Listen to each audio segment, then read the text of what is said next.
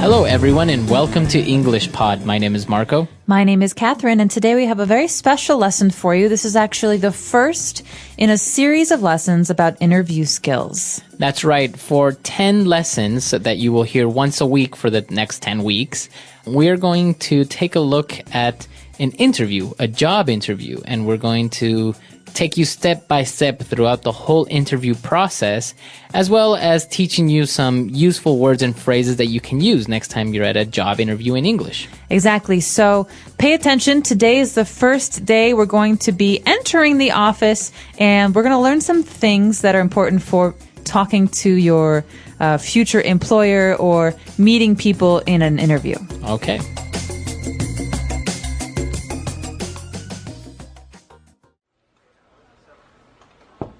Come in.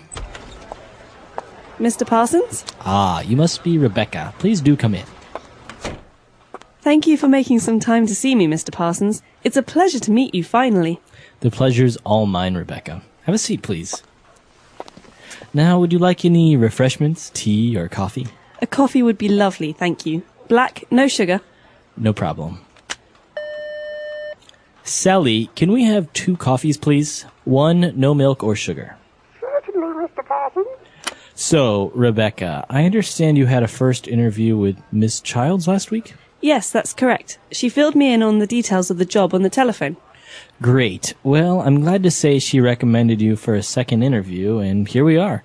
Perhaps we can start by discussing your background and resume details a little. Yes, of course. All right, we're back. So now let's take a look at language takeaway. Language takeaway. So one of the first things that you're offered when you go to interview at a company is refreshments. Right. Would you like any refreshments? This sounds complicated, but it's actually a very simple word for beverages or drinks. Right. So that's why he offered her tea or coffee. Right. So refreshments are cola, coffee, tea. But how do you answer this? If I say, would you like any refreshments, Marco? You can say, yes, water would be fine, thank you. Okay, water would be fine. Or I'd like a Coke. Or I'd like a cup of coffee. Cup of coffee. Great. Refreshments are drinks. And after that, the characters are talking about the details of the job. So what are these details? How are they different from the job itself? Well, the details of the job are the specific points about the job. So, for example, if she applied for a job as a receptionist, the details of the job would be answering the phones, taking messages, receiving people at the office. Those are the main details of the job. Also, we need someone who works from 9 a.m. to 5 p.m., someone who is going to come 5 days a week. Mm-hmm. So the details are basically more information about something. Right, the specific information about a general topic. And it's not only related to work, the details can be of many, many things. Right, so if I ask you about your details, Marco, you could maybe tell me your phone number, your address. My full name. Full name or birthday. So these are details. Okay. And, well, after they talked about the details of the job, after she explained that she received the details of the job by phone, Mr. Parsons said that she was recommended for a second interview. So Rebecca is coming to the office for a second time. She already had one interview, and the woman she talked to the first time recommended her for a second interview. So the verb here is to recommend. Right. And you can recommend a person, an object, a movie, and that's basically you are saying that this is good and that it's worth seeing, it's worth buying, it's worth interviewing. For example, I really like the movie Avatar. Marco, I recommend you see it. Okay, or I can say, Catherine recommended the movie Avatar. Okay, so Catherine liked it, Catherine decided, Catherine suggested or told Marco it would be good. That's right. So to recommend. And then Mr. Parsons said that they're going to start discussing her background. Well, background, think of the word back. That means behind. This usually means a person's history at a job or at many jobs, or even their educational background, information about where they studied. That's right. So the background, maybe a person's background is, as you said, all their history, work, study, many different things, even maybe seminars or courses that they assisted. Or even just their personal history. For example, Marco, you speak English like an American. What's your background? Because I know you're not American. Right, I'm from Ecuador. Okay, background. So that means someone's personal history. That's right. And hand in hand with background, we have a piece of paper that usually you send into an employer to apply for a job. This is the famous resume. Resume. So you're right, Marco. A resume is a document. In this case, it is a document that lists your work history, your working background. And it's a very important part of applying for a job. And usually you send your resume before you go for the interview so that the employer can look and see, is this person qualified? How old are they? What's their work history? And, well, very similar to a resume, you may have heard a CV. That's right. A CV is a lot like a resume. It stands for curriculum C, vitae V, CV, and it's more detailed. It has more details about a person's academic or study history. Exactly. So a resume, I guess it's very similar to a summary of your work background, whereas a CV will have more details about your education, maybe more details about your work background, what did you do, objectives, etc. Great. So maybe we should listen to today's dialogue one more time, and when we come back, we'll be talking about some of the interesting phrases we heard in today's dialogue.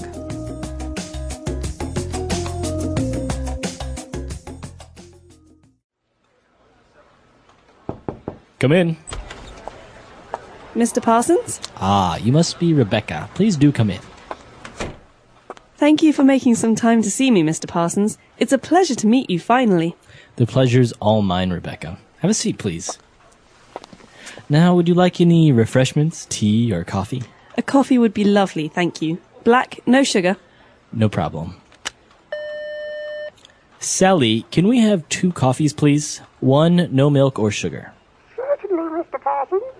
So, Rebecca, I understand you had a first interview with Miss Childs last week? Yes, that's correct. She filled me in on the details of the job on the telephone. Great. Well, I'm glad to say she recommended you for a second interview, and here we are. Perhaps we can start by discussing your background and resume details a little. Yes, of course. All right, we're back. So now we have 3 phrases that we're going to take a look at on Fluency Builder. Fluency Builder. All right, so when Rebecca arrived, Mr. Parsons said, "Ah, you must be Rebecca. Please do come in." Okay, so you could say, please come in. This means, please come into my office, or come on in. Right. But here, the interesting thing about this is the word do. Right, he's using the verb do, and it may sound wrong. It may sound like it's unnecessary because you do have a phrasal verb there already, come in. So you can just say, please come in. But when he says, please do come in, he is emphasizing on her to come in. That's right. So this is a very polite way to invite someone inside. You can also say, please do have a seat. All right, so you are emphasizing in a very polite way to please sit down. That's right. Please do come in. So there are many other ways that you can use it. So for example, if you really want your friend to call you sometime next time you're in town, you say, please do call me next time you're in town. Please do. You could even say it afterwards, simply please do, for emphasis. Right, so if I say, hey, Catherine, I'm going to call you next time I'm in Shanghai. Please do. There we go. So that means please do call. All right, so please do come in. Please do call. All right. After that, Rebecca says, thank you for making some time to see me, Mr. Parsons. So she is happy that Mr. Parsons is available and wants to talk to her. This is a very common phrase that means, thank you so much for interviewing me. Right. So I guess it's kind of a way of saying, look, I know that you're a busy person and that you don't have very much time, so thank you for making some time to see me. Right. So this isn't just about interviews. You could say this phrase for meeting with a client or meeting with even a friend. You could say, hey, Marco, I know you were really busy last week, but thank you so much for making some time to see me. Right. So you're just basically saying, I understand that you're very busy, but I appreciate that you made some time to see me. All right. And well, she said, you know what? It's a pleasure to meet you. But Mr. Parsons replied by saying, hey, the pleasure's all mine. All right, another very, very polite phrase that you hear a lot. Maybe some of you have heard the phrase, it's a pleasure to meet you before, but the response, the answer is very interesting. The pleasure is all mine. Right. So this stands for the pleasure is all mine. Right. And I guess it's the most appropriate response if somebody says, it's a pleasure to meet you. Because if you don't say this, I think you may sound a little bit arrogant. Well, you could say it's a pleasure to meet you too. Right. But this is another way to answer the person, because you don't always want to say it's a pleasure to meet you. It's a pleasure to meet you too. Right. This is a way to say something different and to say, well, the pleasure's all mine. Right. But it's very important to answer something, right? Because if I say it's a pleasure to meet you and you say thank you, it's like, no, that is a little bit arrogant. So Right. you have to say something. Right. And we recommend that you say this or you just say the same thing back. So it's nice to meet you. Oh, it's nice to meet you too. Right. Okay, and our last phrase is actually when they were talking about, again, the details of the job, and she said that Miss Childs filled her in on the details. She said, she filled me in on the details of the job on the telephone. Okay, so this is an interesting verb, to fill in, or in this case, to fill someone in, to fill me in, to fill you in. This basically means to tell someone about something. Right. Or if I know a little bit of information, but not a lot of information about something, this way you're telling me more so I understand it better. Right, I'm giving you all the information. So maybe somebody is talking about a rumor in the office, and you go and you say, hey, fill me in on the gossip. All right, so you want to know all about it. Right. Or for example, Marco, we're having a party next Sunday, but I'll have to fill you in on the details around Friday. Okay, because you don't have all the information right now. Yeah, I don't know yet what time or where. Okay, so to fill someone in is to give them all the information or to give them more information. Fill me in. Fill me in. All right. Why don't we take a look at our dialogue for the last time, and we'll be back in a little bit.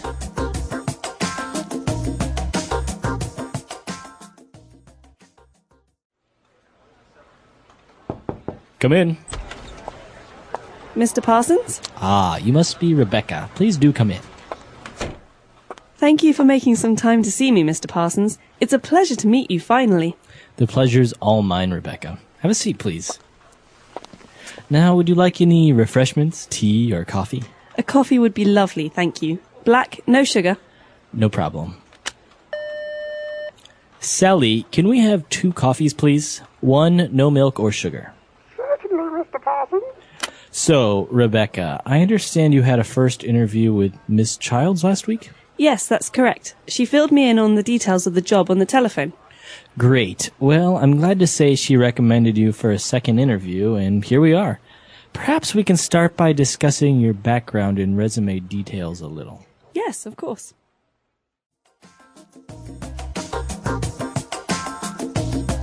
All right, so as we mentioned, this is the first part of a 10-part series of the interview series. And this is going to be very, very helpful. As you saw in this first part, we're just taking a look at some basic vocab and phrases that you can use when you're just introducing yourself. You're just getting started in the interview. So what we're going to be looking at later on is talking about yourself, answering questions. But many people don't realize that one of the most important parts of the interview is the very, very beginning. Because some psychologists say that we make a decision about a person or how we like a person within the first, 30 seconds of talking to them. Yeah.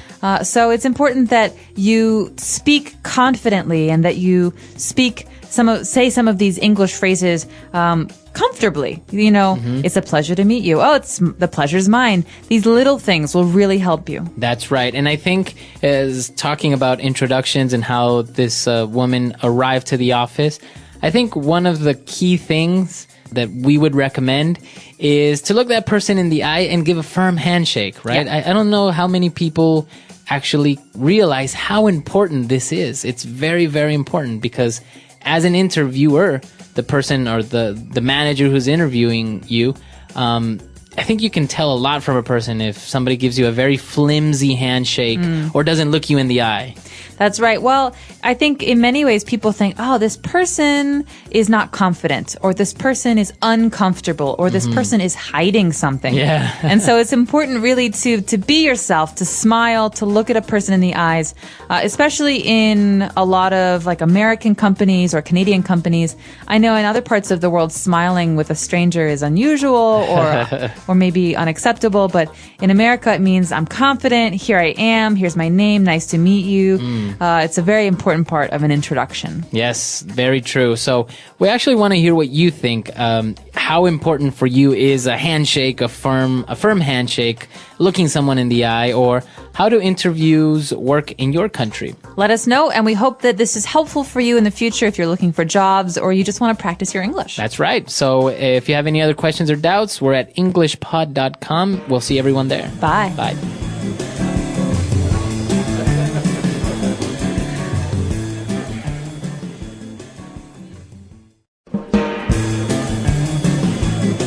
Hello, everyone, and welcome to English Pod. My name is Marco. My name is Catherine, and today we're bringing you another elementary level lesson as a part of our interview series. That's right. This is part 2 of the interview series. In the last part, we talked about, a brief introduction when you arrive to a job interview. But on this occasion, we're going to talk a little bit about yourself and your life. That's right. So this is the most personal part, I think, of an interview. Let's take a listen to today's dialogue, and we'll be back in a moment to talk more about the things that you've heard.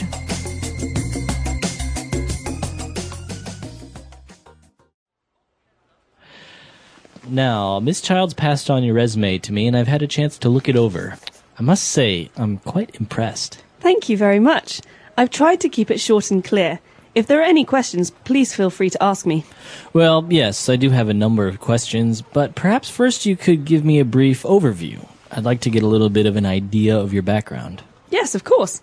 Well, as you can see from the resume, I'm 27 and grew up in Brooklyn, New York, although our family moved to London when I was quite young, at around 16. Ah, I see. So you were actually educated in Europe? Yes, precisely. Although I was born in the US, I would definitely call London home. But as you see, I've actually spent a lot of my life moving from country to country. My father was in the oil business before he retired, so we also spent a number of years in Saudi Arabia too. Very interesting. So it seems you had quite an adventurous childhood. Absolutely. We were never still for too long, but now I'm really looking to settle down. I see. Okay, well, let's move on to discuss your education, shall we? Sure. All right, we're back. So obviously this person had a very interesting life, and they used some pretty interesting words there. So why don't we take a look at 5 key words that we have prepared for you on Language Takeaway. Language takeaway. All right, so the first word that we have is right when Mr. Parsons talked to Miss Childs, and he said that he was very impressed with her resume. All right, so someone says, I'm impressed when they think that something that you did or something about you is very interesting or good or better than most people's. That's right. So you're kind of amazed. You're kind of, you're like, wow, right? And so this is an adjective. I am impressed. That's right. So teachers sometimes say this. Maybe when you do really, really, really well on a test, they say, hey, Marco, I'm really impressed. You got 99%. Parents say this to friends, family. So basically, this is a way to say, good job. Wow. Right, and there's also a verb. So this is the adjective, to be impressed, and the verb form would be to impress someone. So that's obviously, if you impress your teacher by studying, your teacher will be impressed. That's right. And following that, Mr. Parson has some questions about Miss Child's background. That's right. He asked her for a brief overview of her background. So we have two interesting words there. An overview. What is an overview? An overview is like a summary. It's basically a way to ask for someone to give you a lot of information in very few words. That's right. So you don't really want too much details. You don't want somebody to tell you their life in detail. You just want a brief summary. Right. So not, I was born on August 11th in 1979 and I was, and then I went into this. No, this is basic, simple, this is where I'm from. This is where I went to school, the end. Mm-hmm. And, well, he wanted a brief overview of her background. What exactly is her background? Well, think about the word back. Okay. That means behind. Or in this case, background is your personal history.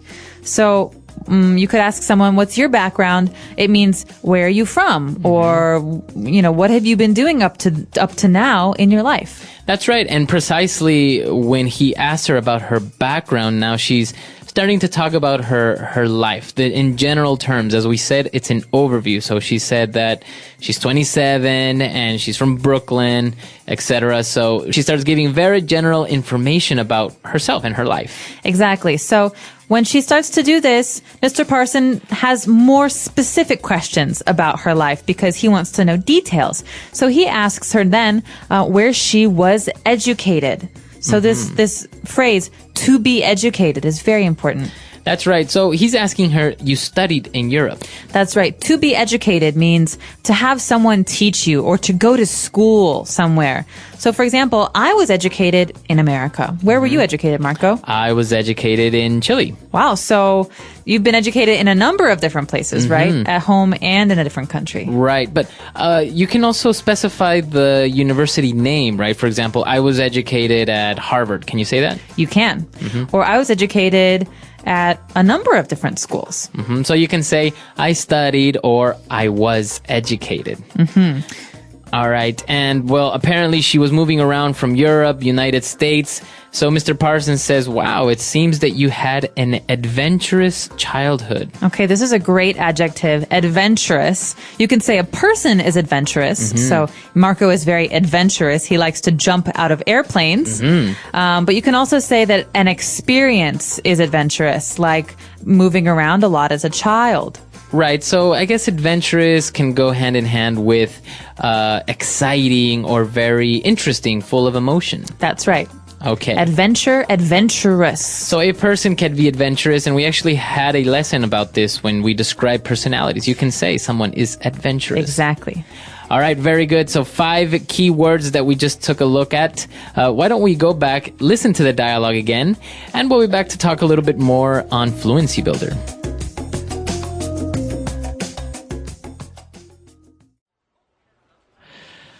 Now, Miss Childs passed on your resume to me, and I've had a chance to look it over. I must say, I'm quite impressed. Thank you very much. I've tried to keep it short and clear. If there are any questions, please feel free to ask me. Well, yes, I do have a number of questions, but perhaps first you could give me a brief overview. I'd like to get a little bit of an idea of your background. Yes, of course. Well, as you can see from the resume, I'm 27 and grew up in Brooklyn, New York, although our family moved to London when I was quite young. At around 16. Ah, I see. So you were actually educated in Europe? Yes, precisely. Although I was born in the US, I would definitely call London home. But as you see, I've actually spent a lot of my life moving from country to country. My father was in the oil business before he retired, so we also spent a number of years in Saudi Arabia too. Very interesting. So it seems you had quite an adventurous childhood. Absolutely. We were never still for too long. But now I'm really looking to settle down. I see. Okay, well, let's move on to discuss your education, shall we? Sure.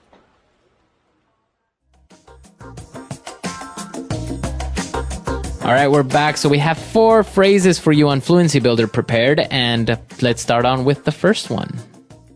Fluency Builder. Okay, so at the very beginning, Mr. Parsons is continuing what he was saying in our first part. So Mr. Parsons is talking about Rebecca's resume, and he says, the secretary, she passed it on to me. So this verb, to pass on, this is really important. What does this mean? Well, the secretary, Miss Childs, passed on Rebecca's resume. That basically means Miss Childs received it and she didn't keep it. She passed it on, or she gave it to another person, in this case, Mr. Parsons. Okay, so this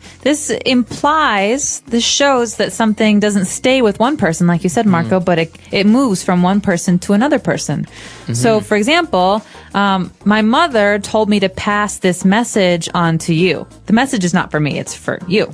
I think also with physical traits, like maybe if your mother had green eyes, you can maybe say, my mom passed on her eye color onto me. That's right. So you got it from her. All right. So that's what happened with the resume. And he said, well, she passed it on and I've had the chance to look it over. Okay. So think about this as a chunk, as a group of words that we use together to look something over. We can say, hey, Marco, when you have a minute, can you look this over for me? Okay. So that means to examine or to take a look. Take a look at. That's right. So to look something over or to look it over. All right, so basically to examine, maybe in close detail, right? You actually take the time to read it. That's right. Okay. And then later on, they started talking about her background. As we know, she was from Brooklyn. She grew up in Brooklyn, and then she moved to London. And so Rebecca described how she spent most of her life moving from country to country. Okay, from country to country. This means that she moved to many different countries. Okay, so if I live in America all my life, I never moved from country to country. You can say this about many different things, from place to place, from town to town. It means that you go from one place to another. That's right. So as you said, if you replace the noun country, you can say from town to town. You can even say from house to house. I went from house to house asking for money. That's right. So from to Exactly. So from something to something. And for our final phrase, she was talking about how she's moved around so much that she's actually ready to settle down. Okay, to settle down. This is a really important phrase, and I think it's something a lot of people do when they're maybe in their 30s or 40s. They don't want to move anymore.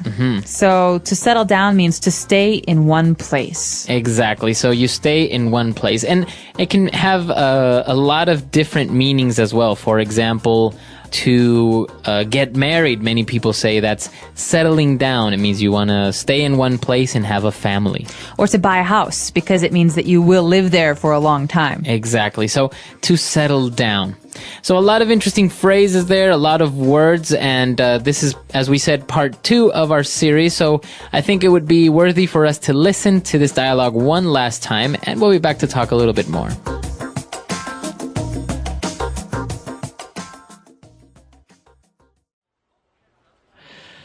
Now, Miss Childs passed on your resume to me, and I've had a chance to look it over. I must say, I'm quite impressed. Thank you very much. I've tried to keep it short and clear. If there are any questions, please feel free to ask me. Well, yes, I do have a number of questions, but perhaps first you could give me a brief overview. I'd like to get a little bit of an idea of your background. Yes, of course. Well, as you can see from the resume, I'm 27 and grew up in Brooklyn, New York, although our family moved to London when I was quite young, at around 16. Ah, I see. So you were actually educated in Europe? Yes, precisely. Although I was born in the US, I would definitely call London home. But as you see, I've actually spent a lot of my life moving from country to country. My father was in the oil business before he retired, so we also spent a number of years in Saudi Arabia too. Very interesting. So it seems you had quite an adventurous childhood. Absolutely. We were never still for too long, but now I'm really looking to settle down. I see. Okay, well, let's move on to discuss your education, shall we? Sure.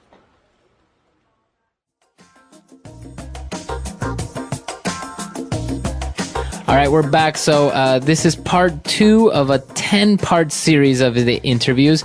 Now, we just talked about the background, and I think there are different ways of talking about your background, right? This is maybe your personal background? That's right. So you can talk about your personal history, your personal background, where you were born, where you were educated, where you grew up.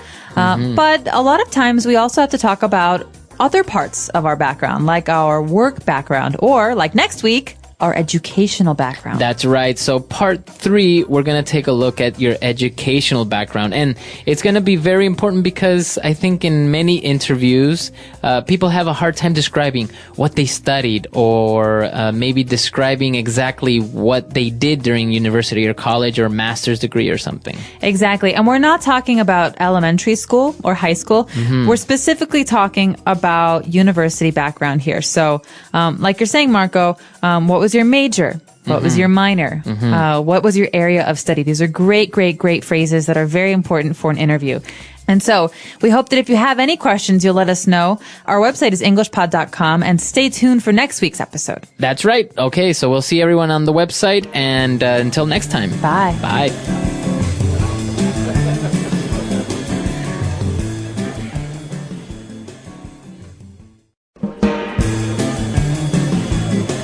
Hello, everyone, and welcome to English Pod. My name is Marco. My name is Catherine, and today we've got part 3 of an exciting series we've got for you at the elementary level. That's right. As you may remember, this is a series that we're studying all about a job interview. So in the first part, we just talked about the introduction. The second part was talking about your personal background.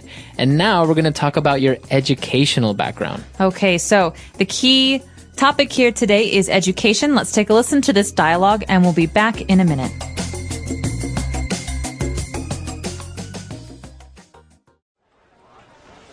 Now, if I look here, I see that you completed a BA in English. Yes, that's right. After graduating from high school in New York, I attended York University in the UK. My major was English, and my minor was business. I completed my BA in 2004. Yes, I'm pleased to see that you also got a distinction. Yes, that's right. I've always enjoyed studying. My friends say I'm a bit of a bookworm, but my father always pushed us to succeed at school. Well, it looks like his encouragement paid off, Rebecca. So how about extracurricular activities at university? Well, I've always been keen on writing, so I became the editor for the university student newspaper, which I really loved. Also, I volunteered for a group called Shelter to help the homeless in New York. What did that involve? Providing warm meals and shelter, especially in the winter months. I found it really fulfilling to be part of that group. I'm sure. Okay, now let's move on to your work experience, shall we? Yeah, okay. Okay.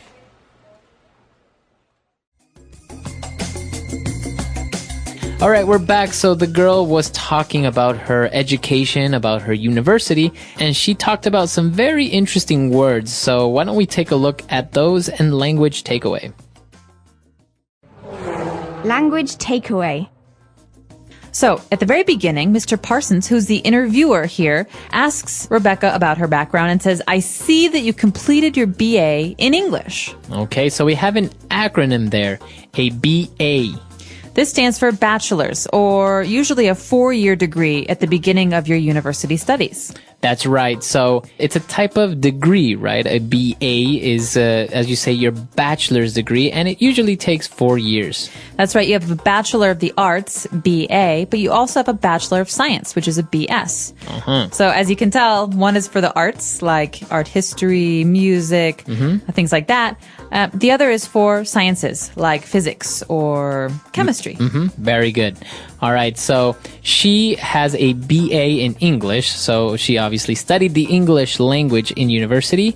Then she moved on to talk about her major and minor. That's right. So, as you know, a degree is not just a degree in the arts in general, but it usually has a focus or an area of focus. So, her area of focus, her major was English. This is the most important part of her studies. So many of her courses, most of her courses at university were in English. That's right, but she also has a minor in business studies. Okay, that means she also studied business and business studies. That's not as important as her English studies, but it was very much a part of her degree. So let's say that when she was studying in university, 70% of what she studied was related to her major, English. And maybe 30% was her minor, was business studies. That's right. And she goes on to talk about herself and her friends who describe her as a bookworm. This is a really nice adjective and very common in English. That's right. So if you are a bookworm or you describe yourself as a bookworm, it means that you like to study a lot. You like to read a lot of books. So bookworm is just like what you said, is someone who really likes to read, someone who's always reading, maybe someone who lives in the library. So that's why you call them a bookworm. They live in the library or they read a lot of books. All right, so that's the noun bookworm. Now moving on to other parts of university. When you're studying, you're not only studying English or sciences and things like that. Sometimes you also do other activities or other things. That's right. So you have your schoolwork, which is during school. It's English and business studies for this woman, Rebecca. But you also have what you do outside of school. This is called extracurricular activities. So that's a long word, extracurricular. That's right. So extracurricular means it's not in the curriculum, right? That's right. It's outside of school. So it's not really like a specific subject or something that's related to your studies. If you don't do extracurricular activities, it's okay, right? That's right. A lot of people don't do any extracurricular activities, but many people do. For example, writing for the school newspaper or playing soccer. Exactly. So those are extracurricular activities. Anything that you want to do in university apart from studying, playing soccer, writing, etc. And it's not just university. You can do these in high school as well. Okay, very good. So those are the words that we have picked out for you today. I think they're very specific to education. And I think we should go back, listen to the dialogue again, and we'll be back in a bit with Fluency Builder. Now, if I look here, I see that you completed a BA in English. Yes, that's right. After graduating from high school in New York, I attended York University in the UK. My major was English and my minor was business. I completed my BA in 2004. Yes, I'm pleased to see that you also got a distinction. Yes, that's right. I've always enjoyed studying. My friends say I'm a bit of a bookworm, but my father always pushed us to succeed at school. Well, it looks like his encouragement paid off, Rebecca. So how about extracurricular activities at university? Well, I've always been keen on writing, so I became the editor for the university student newspaper, which I really loved. Also, I volunteered for a group called Shelter to help the homeless in New York. What did that involve? Providing warm meals and shelter, especially in the winter months. I found it really fulfilling to be part of that group. I'm sure. Okay, now let's move on to your work experience, shall we? Yeah, okay. Okay. All right, we're back. So now let's start off with our first phrase on Fluency Builder. Fluency Builder. So Rebecca's talking about her father and her friends, and she says she's a bookworm, but her father always pushed us, that means her and her family members, her siblings, to succeed. And this verb, to push us, to push someone, is very important because it's not the same as like to push a door. Right. So it's not physically that you're pushing somebody. It's actually to motivate somebody or to inspire someone to become better at something. That's right. So to push someone is to encourage them to do something bad. It's not always a good thing. So right. She was always pushing me to do what she wanted to do, not what I wanted to do. That means someone's always trying to influence you or to get you to do something. Exactly. So as you say, to push someone is to influence them, to motivate them, to encourage them to do something good or bad. Well, and Mr. Parsons agreed with her dad's encouragement, and he said, well, it really paid off. Okay, this is a great verbal phrase, to pay off. This means to have benefits. Okay, so all of your hard work really paid off. So you can see the results. You can see the positive results of your hard work. It paid off. You could even ask someone, all that hard work, did it pay off? Right. So that you're basically asking, was it worth it? Yeah. Okay, to pay off. And, well, when she was talking about extracurricular activities, she said she was always keen on writing.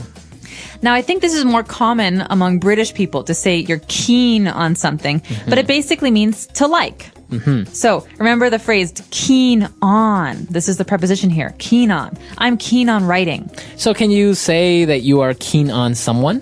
Yes, you can. That means you like someone, maybe romantically. Okay, so it's kind of as Catherine said, a more of a British thing, but it's correct, and you can use it in replacement of to like. I think it also sounds a little bit more formal. Instead of saying, well, I've always liked writing, if she says, well, I've always been keen on writing, I think it sounds nice. A little smarter. Yeah.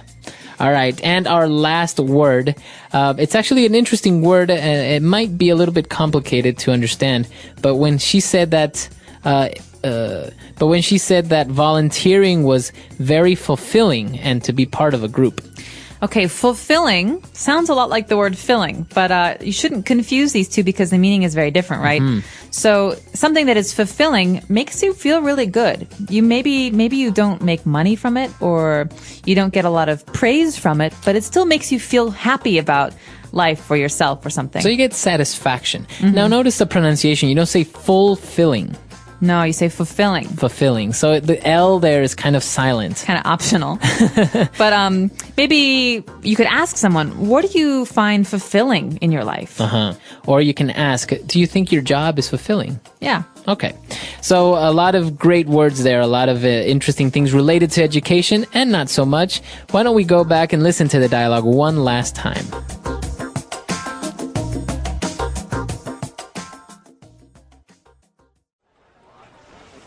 Now, if I look here, I see that you completed a BA in English. Yes, that's right. After graduating from high school in New York, I attended York University in the UK. My major was English and my minor was business. I completed my BA in 2004. Yes, I'm pleased to see that you also got a distinction. Yes, that's right. I've always enjoyed studying. My friends say I'm a bit of a bookworm, but my father always pushed us to succeed at school. Well, it looks like his encouragement paid off, Rebecca.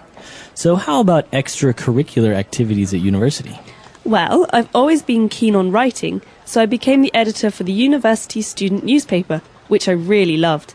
Also, I volunteered for a group called Shelter to help the homeless in New York. What did that involve?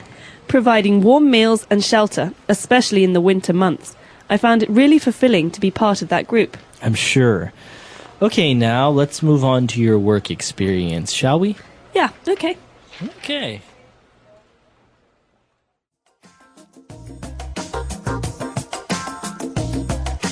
All right, so talking about going to university, I think they used a really specific verb there that's worth mentioning. She said, I attended York University in the UK. So, to attend.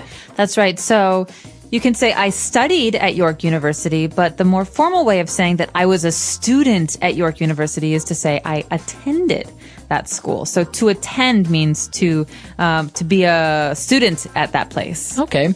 And what about you, Catherine? Did you participate in any extracurricular activities back in college? I did. I participated in a lot of extracurricular activities. I was in the orchestra at my university, and I played in a lot of musical groups. I also was in a discussion group for politics. Oh, wow. And the India-Pakistan dialogue group.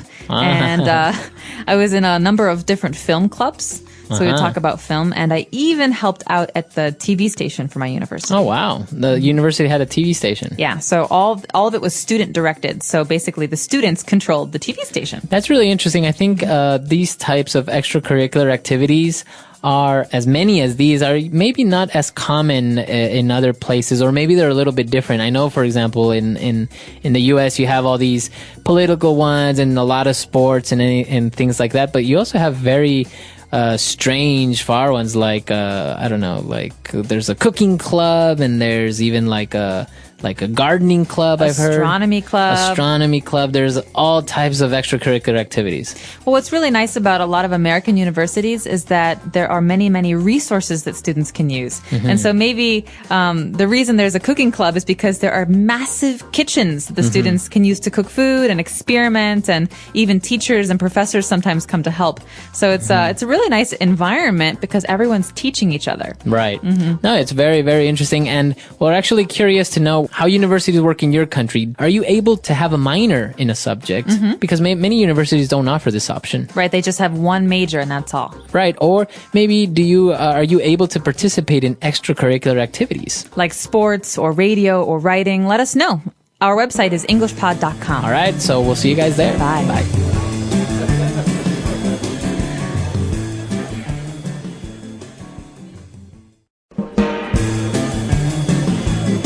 Hello, everyone, and welcome to English Pod. My name is Marco. My name is Catherine, and today we have a new lesson in our series about interviewing for a new job. This is, of course, at the elementary level.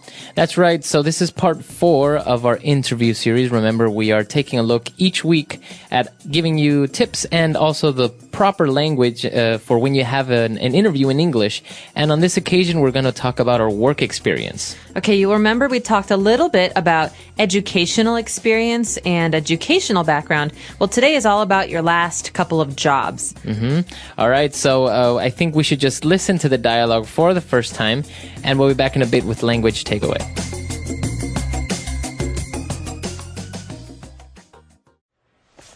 Right, Rebecca. Now I see that after graduating from university, your first job was... For a local paper in York called the York Herald. Actually, I started with them as an intern. I was really keen on getting some experience in journalism, and this seemed like a good first step. Certainly. And after your internship? They seemed impressed and offered me a position as a junior local news reporter. I ended up staying 2 years there, actually. I was in charge of the sports news section of the newspaper. I really enjoyed it there, and it really helped me build my skills. Yes, I see. But you decided to leave them in 2006, right? Yes, that's right. My husband and I moved to London, and so I managed to find a position with a national newspaper based in London. The London Weekly, right? Yes, in some ways it was a step down from my previous job, but it did offer me much better prospects for the future. All right, we're back. So now we've picked out a couple of key words, and we're going to take a look at those now on language takeaway.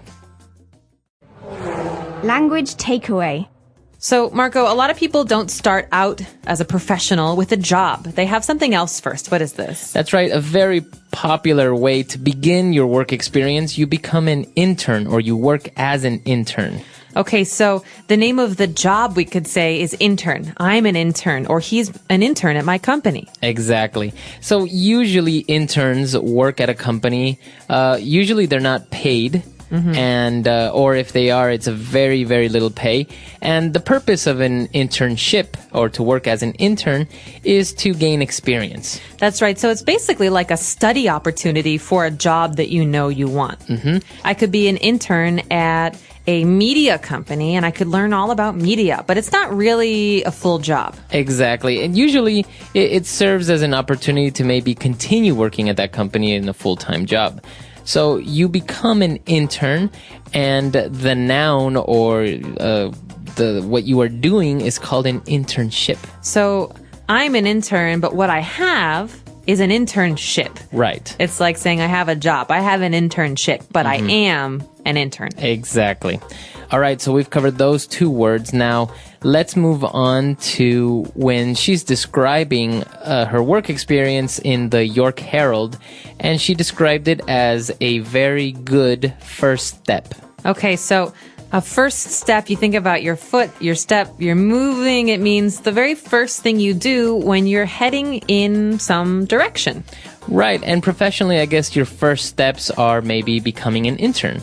Right, or you could say my first step was working in the mail room at this big movie studio, but later I became, famous movie producer. Exactly. So that's kind of like the way that you begin your professional life. And, then they started talking about the newspapers, and actually Rebecca was offered a position as a junior local news reporter. Okay, so junior means usually lower ranking or not experienced. Someone who is just starting out. And of course, after junior, we have senior. Right. So a senior news reporter is someone who's worked for many, many years as a reporter. Usually, I guess, a junior news reporter would make less money than a senior news reporter. Exactly. You could also say junior executive or senior executive. Junior manager. These are ways of describing length of experience. And in this case, she's junior, but what kind of job does she have? Well, she is a news reporter for local issues. Okay, so she's a local news reporter. Now, what exactly does that mean if you're a local news reporter or for local issues? Well, if I live in Chicago and I'm a local news reporter, I only write or report the news about Chicago. Okay. It's a way of describing the things in my area. So it's the opposite of our next phrase, national news reporter. Okay, so if you are a national news reporter or a national manager of maybe a company, then that means that you oversee things in the whole country. That's right. So local is my city or my county, but in the case of national, we're talking about the whole country. Nation, national. So national is an adjective. But we could even go further than this. What if I am a reporter and I talk about foreign countries? I talk about France and South Africa and even Iceland. Then I guess you would be an international news reporter. Exactly. And I guess also at the executive level, you can have an international marketing manager, right? That's right. International marketing manager, national marketing manager. These are very important ways to divide work, to say he is the international manager, here's the national manager. This tells you the kind of the size of this person's job. Exactly. Okay. So now more or less you know how these jobs can be divided: junior, senior, national, local, etc. So I think we should go back to the dialogue. Let's listen to this dialogue again, and we'll be back in a bit.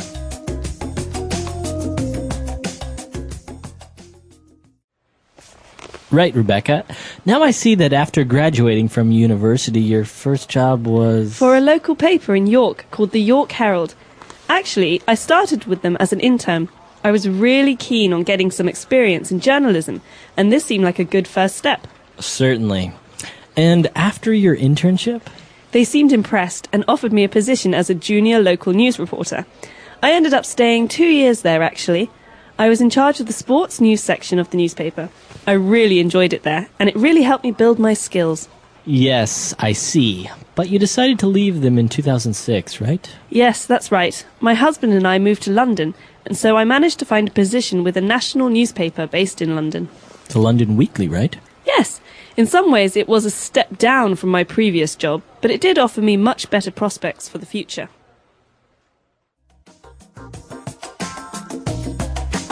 All right, so now let's start with a couple of phrases and phrasal verbs on Fluency Builder. Fluency Builder. Okay, in today's dialogue, we heard a lot of really wonderful phrases, Marco. Some of them are ways of making your experiences sound better, more professional even. For example, this first one, Rebecca's talking about her first job in New York, and she says, I was in charge of the sports news section. In charge of. So that phrase, I was in charge of, or to be in charge of, what does this describe? This describes responsibility. Basically, she's saying, I was responsible for, or I had to manage the sports news section. She's taking credit for this job that was important. Okay, so this is a key phrase because this is the typical phrase that you use to describe your responsibilities or to describe what you did in your previous job position or your previous job. So, I could ask you, when you were in marketing, what were you in charge of? Right. And then you say, well, I was in charge of, and then you explain your responsibilities or what you did. I was in charge of our national accounts, or I was in charge of the local news. Exactly. So this is a very simple phrase. Just remember it. I was in charge of, and then you can start explaining what were your responsibilities, what you did in your previous job. All right. Moving on now towards the end of that paragraph, Rebecca says that, well, being in charge of the sports news section was really fun, and it really helped her build my skills. It really helped me build my skills. So to build your skills, or in this case, I build my skills, means that I have some skills, but maybe they're not really developed. Maybe, I just finished college. I want more experience. Well, in that time during my first job, I build my skills. I become better at writing or having interviews, things like that. Exactly. So when you build your skills, you kind of improve your abilities or you gain more experience. All right. And another interesting phrase coming up here when Rebecca talked about moving to London with her husband, she said, I managed to find a position with a national newspaper. Okay, so I managed to, or you could say to manage to do something. This is a really interesting phrase because it's another way of saying to be able to or to succeed at something. Okay, so don't confuse it with manager or to manage people. That is also correct. Obviously, it exists. But to manage to do something is to, as you said, to be able to do something. Right. So, for example, I was running really late yesterday and I had a ticket for a train at 5 o'clock. I thought I would miss the train, but I managed to get to the train on time. That means I was able to get on the train on time. Exactly. Okay, so you managed to find a job. I managed to get to the train on time. I was able to. All right, and towards the end, Rebecca talked about her job at the London Weekly, and she described it as a step down from my previous job. Okay, is this a good thing or a bad thing, Marco? A step down in something is a bad thing. It's to reduce in level or to decrease. Okay, so basically she's saying, listen, I had this really great job in York, and I took a new job in London, and the new job, it wasn't as good in many ways, because maybe she had less responsibility, or maybe it paid less. So this is a way of saying it wasn't as good as my last job. Okay, so her new job was a step down from her previous job. You could say, I think his new girlfriend's a bit of a step down, if you know what I mean. Exactly. So usually you're comparing, right? That's right. You're making a comparison between something from the past to now. Exactly. Okay, so a step down. Why don't we go back and listen to the dialogue for the very last time, and we'll be back to talk to you in a bit.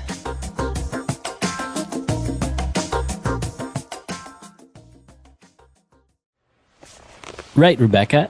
Now I see that after graduating from university, your first job was... For a local paper in York called the York Herald. Actually, I started with them as an intern. I was really keen on getting some experience in journalism, and this seemed like a good first step. Certainly. And after your internship? They seemed impressed and offered me a position as a junior local news reporter. I ended up staying 2 years there, actually. I was in charge of the sports news section of the newspaper. I really enjoyed it there, and it really helped me build my skills. Yes, I see. But you decided to leave them in 2006, right? Yes, that's right. My husband and I moved to London, and so I managed to find a position with a national newspaper based in London. The London Weekly, right? Yes. In some ways, it was a step down from my previous job, but it did offer me much better prospects for the future.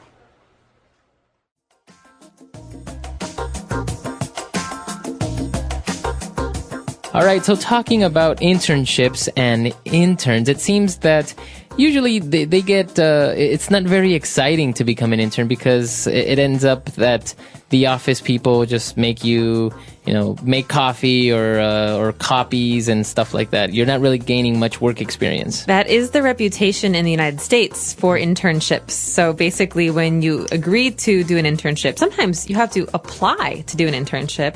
It's a very long process. You end up, like you say, making coffee for people or photocopying reports. And this is really boring work. Right. I think, that is the reputation that many places have, like you say, in the United States. But also, I don't know, I guess it does seem, in a way, the only opportunity in order to be able to get into an industry or a company. Maybe it's a really good company like, I don't know, like Procter & Gamble. And how else are you going to be able to get in there with no job experience? Well, that's right. And a lot of people know that an internship doesn't really give you work experience, but they'd still give it, they still think that it gives you some edge or some advantage when you're looking for jobs later. Because if I write down on my resume, we were talking earlier about resumes. If I write down on my resume that I was an intern at Procter & Gamble, wow, that's really impressive. Right, it looks good. All right, so this is an interesting topic. Let us know if you were ever an intern. Maybe you started out as an internship, or maybe you're doing one now. Was it better than we say? Did you do anything else other than making coffee? We really hope so, and we look forward to hearing about your experiences. All right, we'll see everyone at englishpod.com, and until next time. Bye. Bye.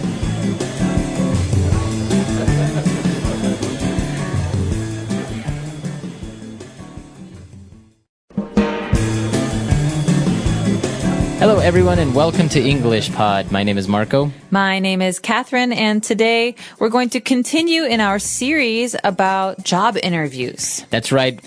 And on this occasion, we're taking a look at part 5 of our interview series, where we explain why we left our previous job. Okay, and so in an interview, this is a very popular question. Why did you leave your last job? Learn some tools for answering this question in today's dialogue. We're going to take a listen to it first, and we'll be back in a moment.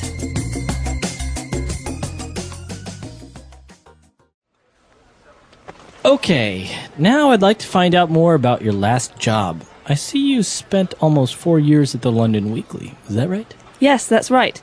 To be honest, the first year was quite tough for me. I was really just treated more like an intern. I didn't have many responsibilities, and I found it quite frustrating. So, what changed? Well, slowly but surely I proved myself, and the new editor liked me, so he promoted me to features writer. Wow, a real step up. Yes, I was responsible for restaurant and food reviews mostly. I spent 3 years in that position. But to be honest, it wasn't an area of journalism I wanted to stay in long term. I see. So why did you decide to leave finally? I just felt that the paper couldn't offer me any new opportunities. I really needed a more challenging role, to be honest.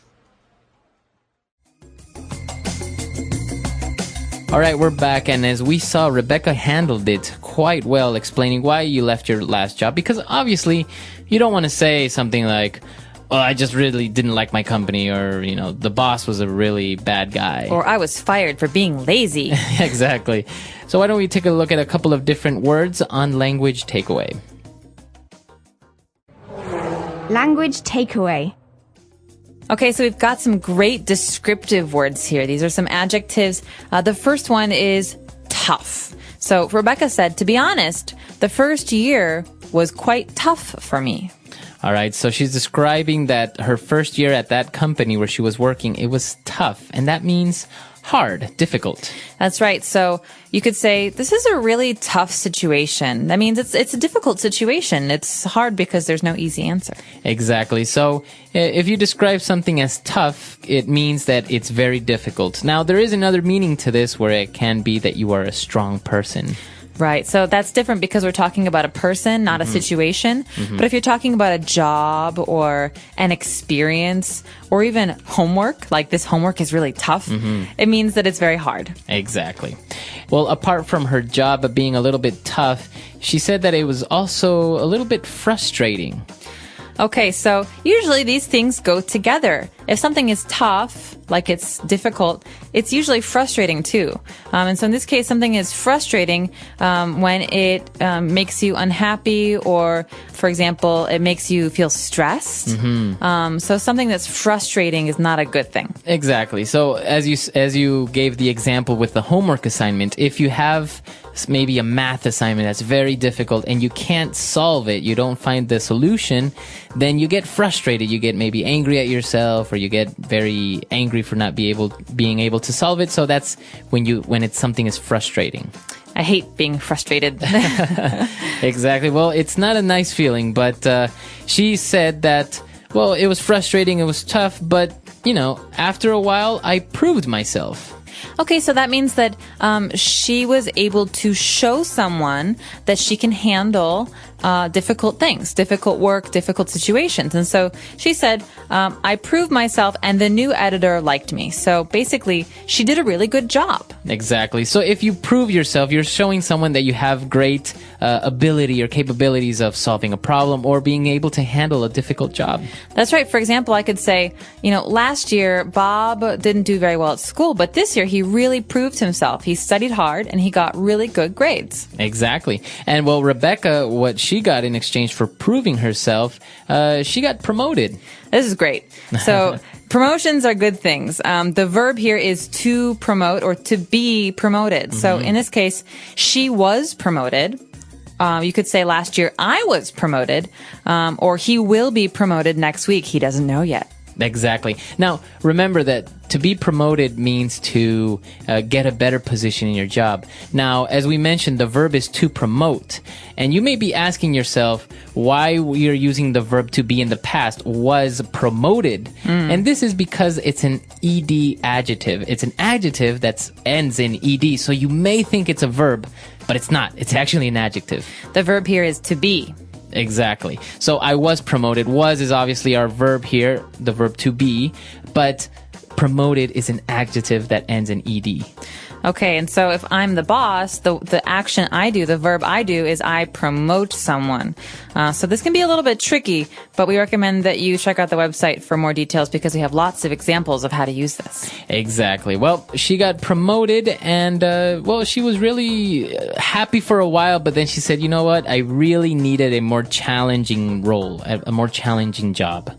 Okay, challenging is a great adjective. It means something is difficult, or it gives you a challenge. So that means it's not easy. Yeah. So she found that her job was a little bit too easy, so she wanted something a little bit more challenging. Okay, and so this is a really great word for job interviews in particular, because you're basically saying, I want hard work. I want to prove myself. There we go again, prove. I want to show you that I'm a good employee or a hard worker, and so I want a challenge, something that's hard. Exactly. So something that is hard is a challenge, or you want something challenging. So why don't we review these words that we've taken a look at now? Let's go back to the dialogue and listen to it again.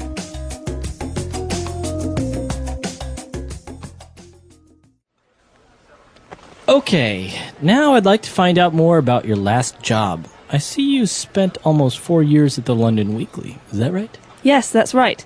To be honest, the first year was quite tough for me. I was really just treated more like an intern. I didn't have many responsibilities, and I found it quite frustrating. So, what changed? Well, slowly but surely I proved myself, and the new editor liked me, so he promoted me to features writer. Wow, a real step up. Yes, I was responsible for restaurant and food reviews mostly. I spent 3 years in that position. But to be honest, it wasn't an area of journalism I wanted to stay in long term. I see. So why did you decide to leave finally? I just felt that the paper couldn't offer me any new opportunities. I really needed a more challenging role, to be honest.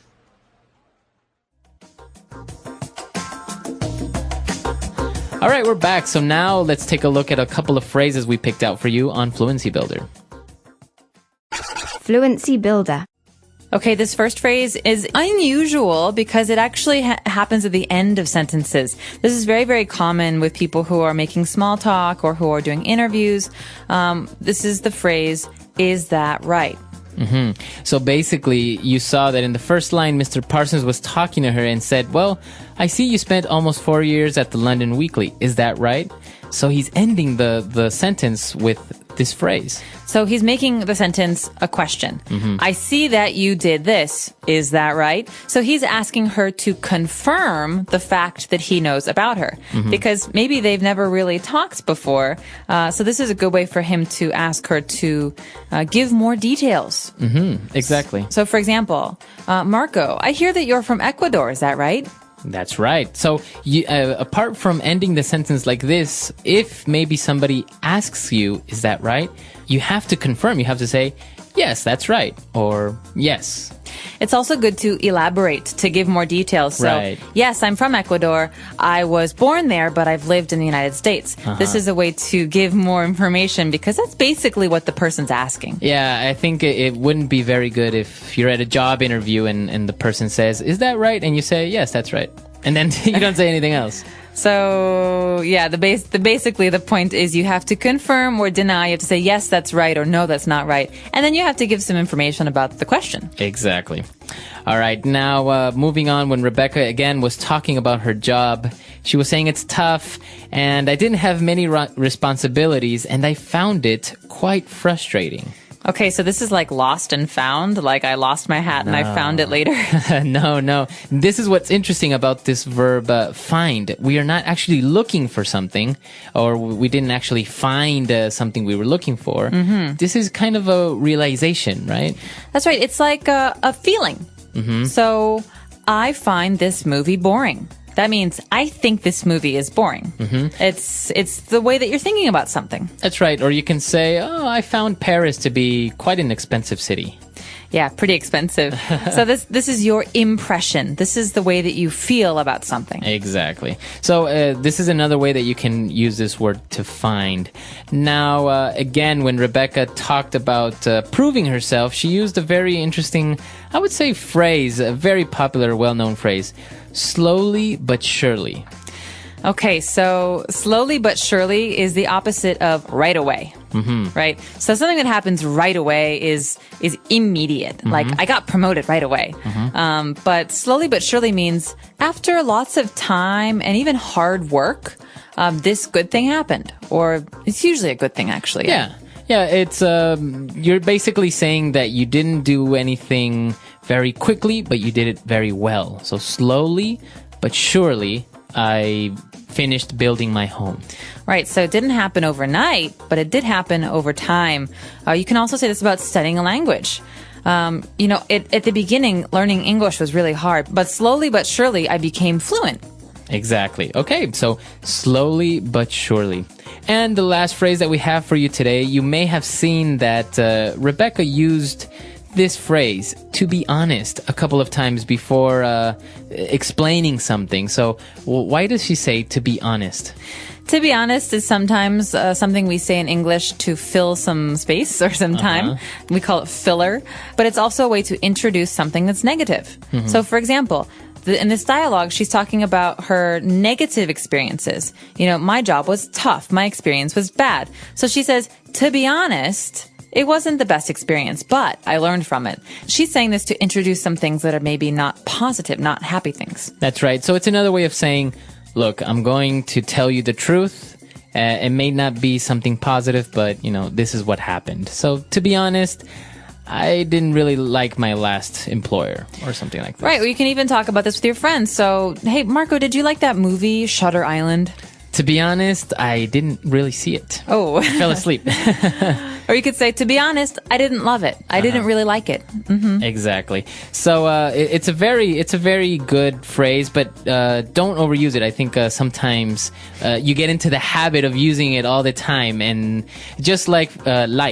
Yes. Some people, I went to the movies yesterday, and to be honest, so try to keep these fillers as you described them to a minimum. So don't really use them too much. Yes. Say thoughts and ideas, nice action verbs, not too much fillers, because sometimes, especially in an interview, it makes people think that you don't really know much to say. Yeah, exactly. Okay, so let's listen to the dialogue for the last time, and we'll be back to chat a little bit more.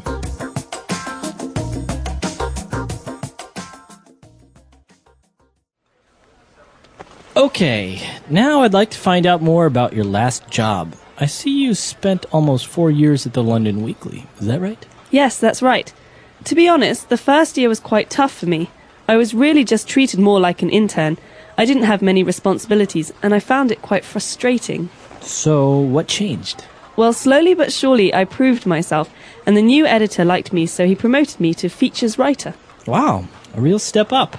Yes, I was responsible for restaurant and food reviews mostly. I spent 3 years in that position. But to be honest, it wasn't an area of journalism I wanted to stay in long term. I see. So why did you decide to leave finally? I just felt that the paper couldn't offer me any new opportunities. I really needed a more challenging role, to be honest.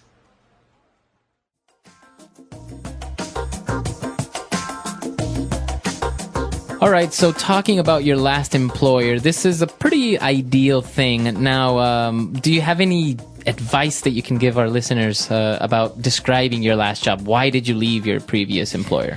Well, I do have a little bit of basic job advice. I would say don't complain about your last employer. Don't say my boss was mean, my coworkers were lazy, my company was terrible, because usually as a person doing an interview, that makes you think that this person, if they work for you, will complain about you. And so I think it's important, like what Rebecca does in this dialogue, to keep it positive. Yeah.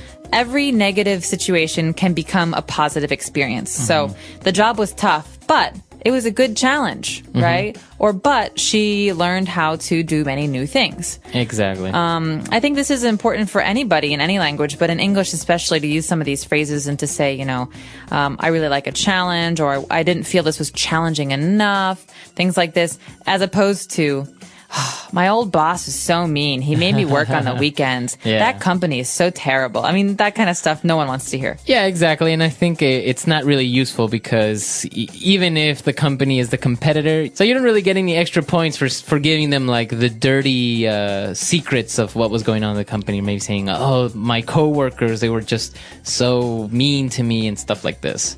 Yeah, no, it makes you seem like a complainer. Yeah. And no one wants to hire a complainer. Exactly. All right. So this is an interesting topic. We would like to hear from you. So come to EnglishPod.com and tell us, why did you leave your previous employer? Or just let us know about some of your interview experiences or some of your interview questions. We're happy to help you out. We'll hope to see you at the website. All right. We'll see you there. Bye. Bye.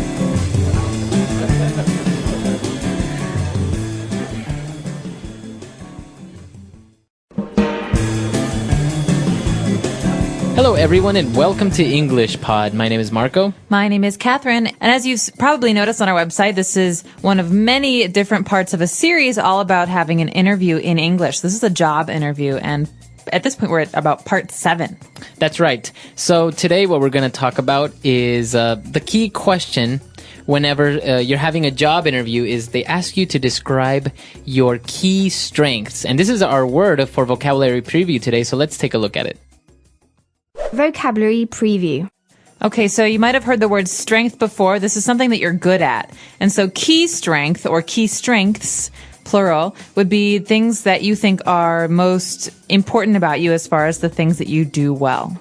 That's right. So as we mentioned, your boss or your potential boss might ask you to describe your key strengths. So you're going to mention a lot of adjectives, positive adjectives, saying how good of a worker you are. So why don't we listen to our dialogue? Let's see what Rebecca has to say about her key strengths, and we'll look at those in a little bit.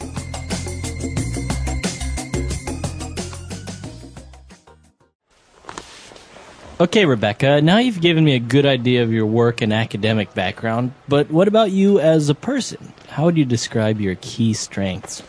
Well, Mr. Parsons, as I mentioned before, I'm someone who needs new challenges. I'm really focused and hardworking.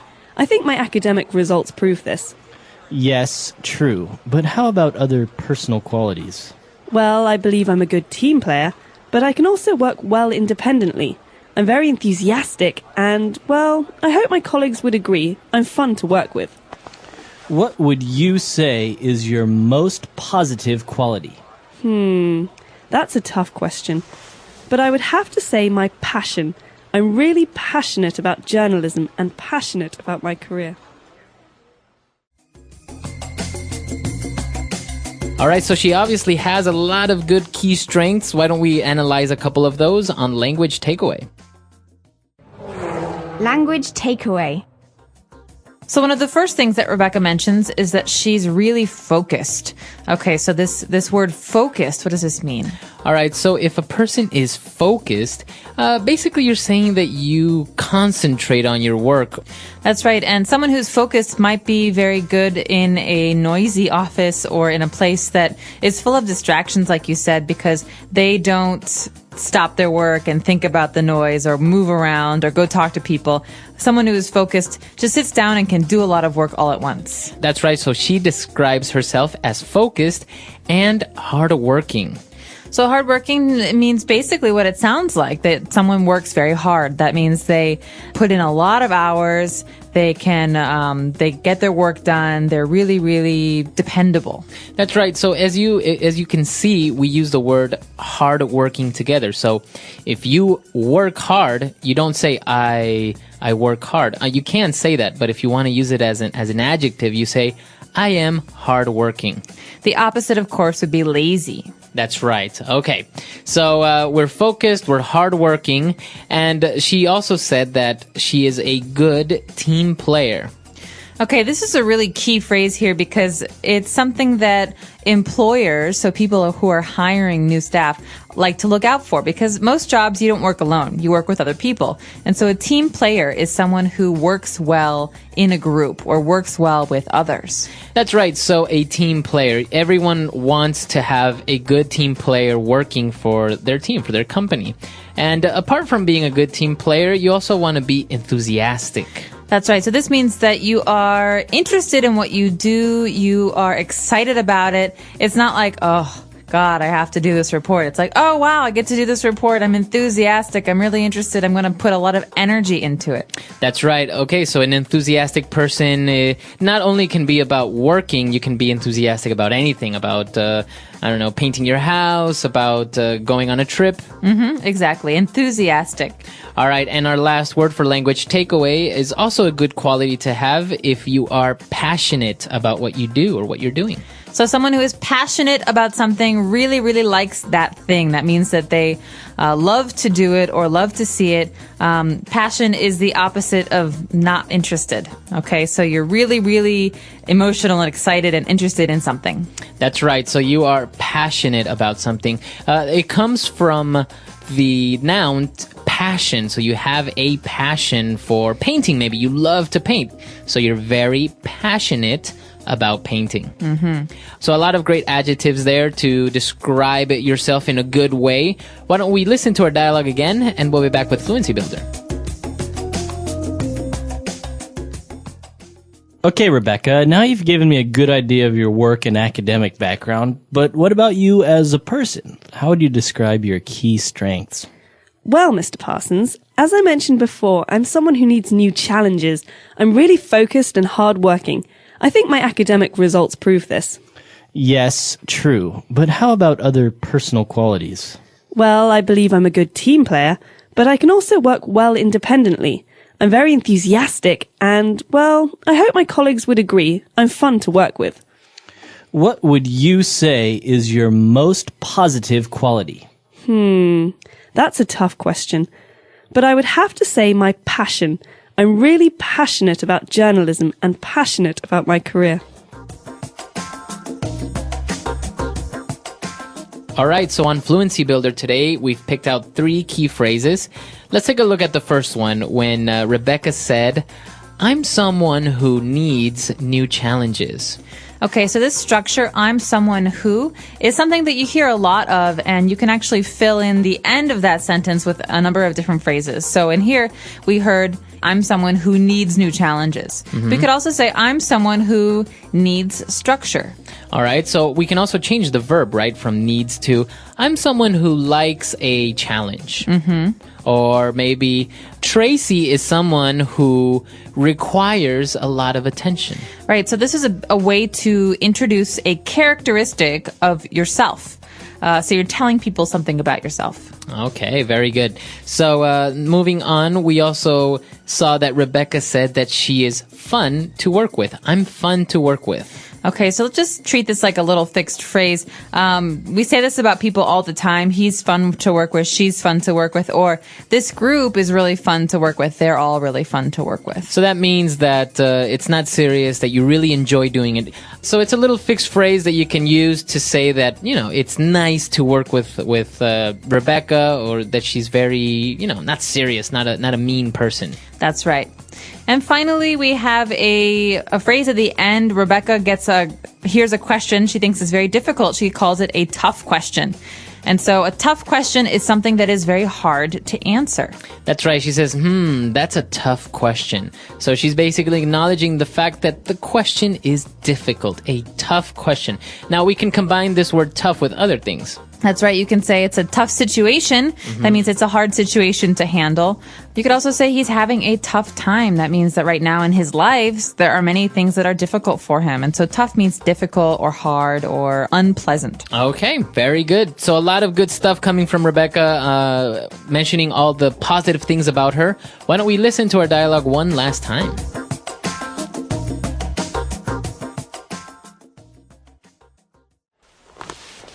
Okay, Rebecca, now you've given me a good idea of your work and academic background, but what about you as a person? How would you describe your key strengths? Well, Mr. Parsons, as I mentioned before, I'm someone who needs new challenges.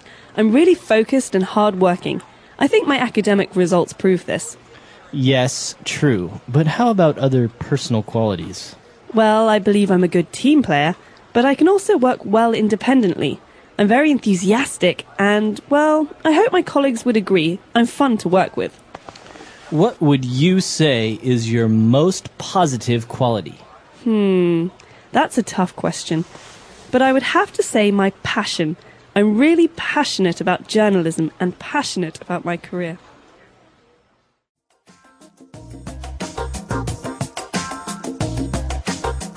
All right, so talking about key strengths, I think it's always difficult to talk about yourself and still sound a little bit humble, right? To not sound like arrogant, like saying I'm the best.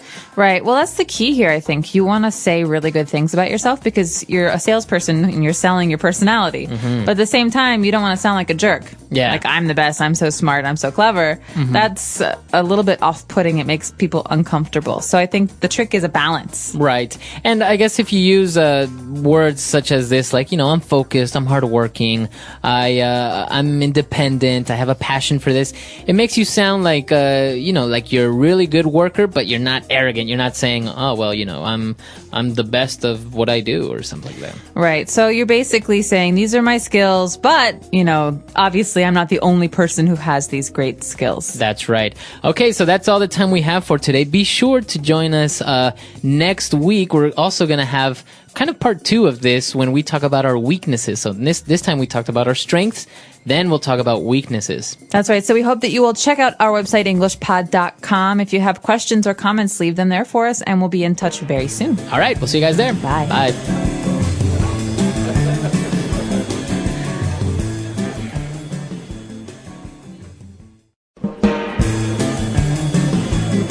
Hello, everyone, and welcome to English Pod. My name is Marco. My name is Catherine, and today we've got one more episode in our series about interview skills. This is an elementary level series, and we're here today to talk about things that you might not be very good at. That's right. Today we're going to talk about weaknesses, and that is our word for vocabulary preview. So let's take a look at it now. Vocabulary preview. Okay, so what is a weakness? A weakness is a thing or an activity or something that you're just not very good at or something that you think you can improve. Okay, so obviously no one is perfect. And like we saw in the previous lesson, we had a lot of good things about ourselves, key strengths. And now we're going to talk about our weaknesses. Maybe you're a little bit lazy. That might be a weakness. That's right. So weakness is the opposite of strength, and that is the topic today. So let's take a listen to today's dialogue.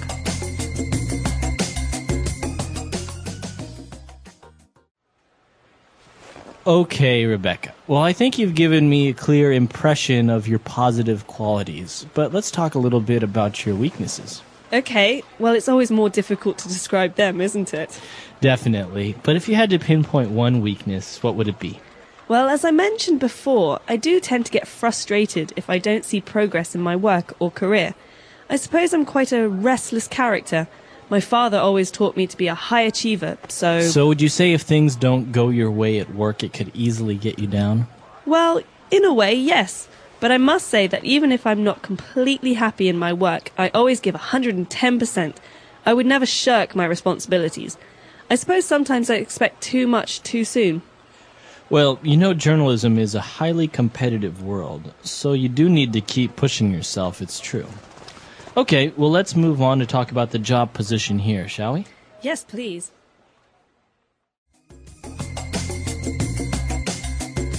All right, we're back. So obviously, Rebecca did a very good job at talking about her weaknesses in a very positive way. So before we get into analyzing that, why don't we take a look at a couple of words she used on language takeaway? Language takeaway. One of the first words that Mr. Parsons used was a clear impression. So impression. All right, so I think this is a very common word when people talk about first impressions or I get the impression. So what is an impression? Well, an impression is like an idea or a feeling. So I can have an impression about something. It means that I don't necessarily understand it really well, or I don't have experience with it, but it's an idea that I have about something. That's right. So, for example, maybe you meet somebody new and you say, I get the impression that he is a liar. But maybe then you get to know him and he's not. So this is your idea about something or the way you feel about something. So in this case, Mr. Parsons has a clear impression of her positive qualities. That means that he has an idea or an understanding of the things that Rebecca is good at, but he wants to know more about her weaknesses. That's right. And Mr. Parsons asked her to try and pinpoint one of her weaknesses. So this word, to pinpoint. This is a great word. I'm not really sure where it comes from in English, but I think it's very visual. You can see what the word means. Pinpoint means to locate or identify or really be specific about something. That's right. So maybe if you go to the doctor and you say that your back hurts, the doctor might ask you to try and pinpoint where on your back you have the pain.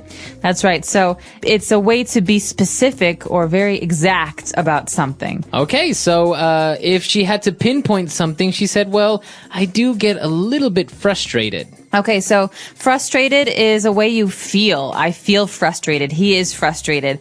It's basically a feeling that you get when you have to do something, but you don't think you can do it. Or maybe something annoys you and you get frustrated. For example, when people tap like this, and I'm working, I get frustrated because it's a distraction. Okay. So everyone has different things that frustrate them. Now, if we take a look at this word, it is actually an adjective, and we usually use it, you get frustrated, or as you said, you feel frustrated. So remember, it may look like a verb, but it's actually an adjective that ends in ed, frustrated, to get frustrated. He got frustrated, or we feel very frustrated. Okay. And, well, apart from being frustrated, she also said that she is a restless character. Okay, so someone is restless if they don't like to stay in one place all the time. That means someone who wants to move around or to go places or to travel or to see new things is restless. That's right. So she has a restless character. That means she likes to move around. She doesn't like to stand still in one place. Maybe she gets bored very easily. Okay, so that's somebody that would be restless. But moving on, she also said that she doesn't like to shirk her responsibilities. Okay, you often hear these words go together. So responsibilities are things that we need to do, right? Things that other people expect us to do. To shirk a responsibility means to not do something that you're supposed to do. It means to avoid responsibility or to push it away. Okay, so it's a verb, to shirk your responsibilities. You shouldn't shirk your responsibilities. That's right. All right, so a lot of interesting key words there. Why don't we listen to the dialogue again, and we'll be back with Fluency Builder. Okay, Rebecca. Well, I think you've given me a clear impression of your positive qualities, but let's talk a little bit about your weaknesses. Okay, well, it's always more difficult to describe them, isn't it? Definitely. But if you had to pinpoint one weakness, what would it be? Well, as I mentioned before, I do tend to get frustrated if I don't see progress in my work or career. I suppose I'm quite a restless character. My father always taught me to be a high achiever, so... So would you say if things don't go your way at work, it could easily get you down? Well, in a way, yes. But I must say that even if I'm not completely happy in my work, I always give 110%. I would never shirk my responsibilities. I suppose sometimes I expect too much too soon.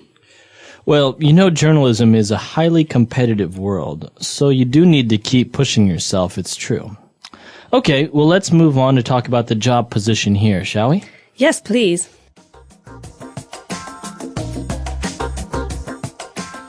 So we've picked out 3 key phrases for you on Fluency Builder. Let's take a look at those now.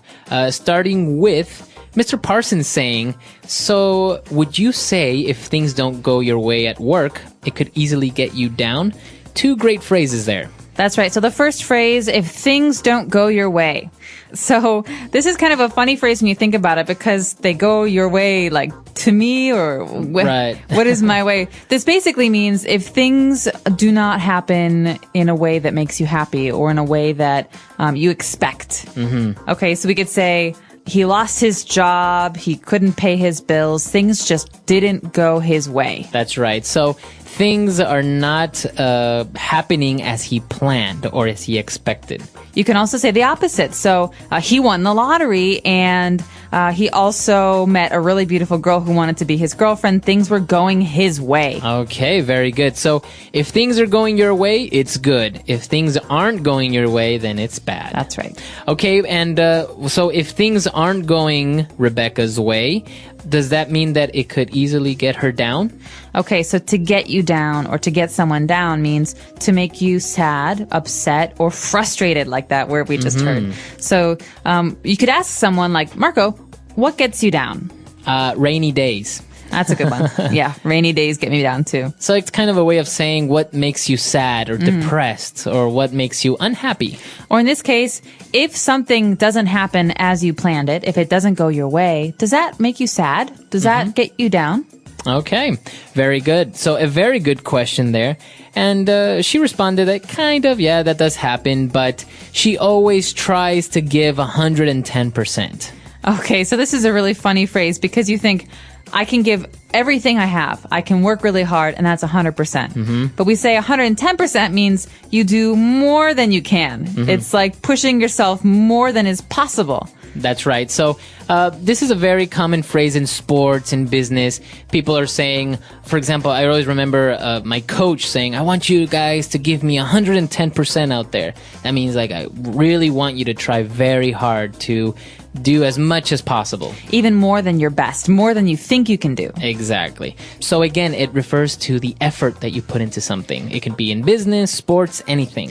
And she's basically saying, I always do more than my best. I do as much as humanly possible. That's right. Okay, so a lot of great stuff there from Rebecca. Why don't we listen to her one last time, and we'll be back in a bit.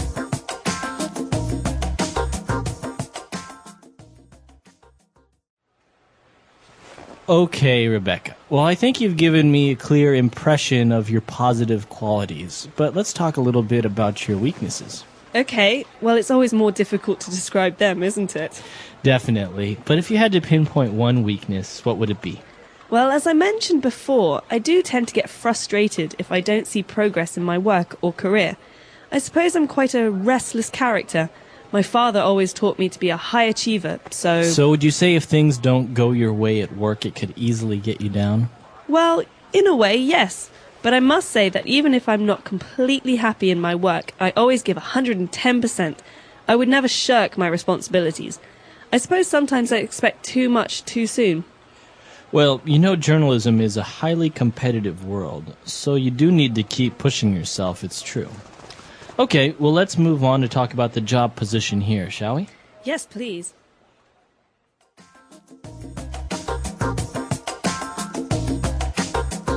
All right, so talking about weaknesses, I think one of the common mistakes when people talk about weaknesses is they say they work too much, and everyone says you should never say that in an interview. Yeah, I think it's a bad way to talk about yourself because a boss or an employer really wants to hear a real weakness. And I work too hard is a way of saying, ugh, I have no weaknesses. I'm actually really, really perfect.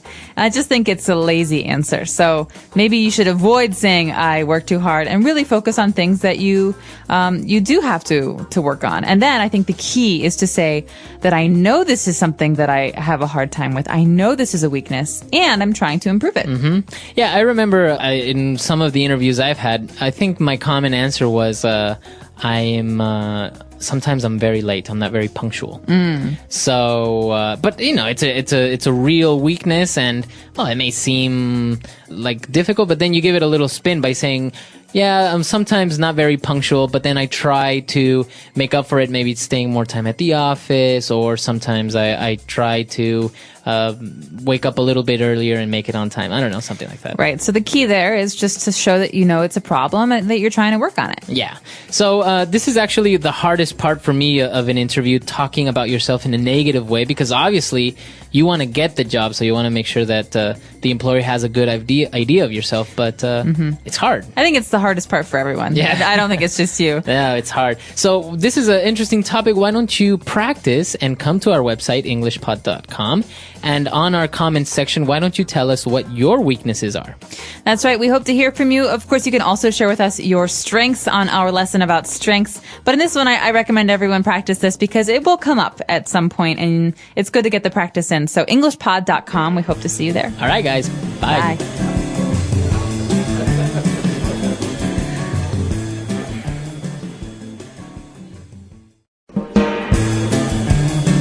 Hello, English learners, and welcome to English Pod. My name is Marco. Hi, everyone. My name is Catherine, and today we have another episode of our interview series lessons. That's right. Today we're taking a look at a very important aspect of an interview. We're talking about salary and money. That's right. So this is the end of the interview when we're starting to talk about details of the job. Let's check this out. Listen to the dialogue one time, and when we come back, we'll be talking more about what's going on.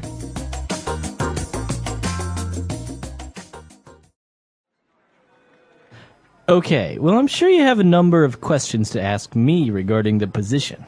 Yes, well, Miss Childs did give me an overview of the position over the phone, but there were some details I'd like to clarify. Well, feel free to ask me anything, and I'll try to fill in the details.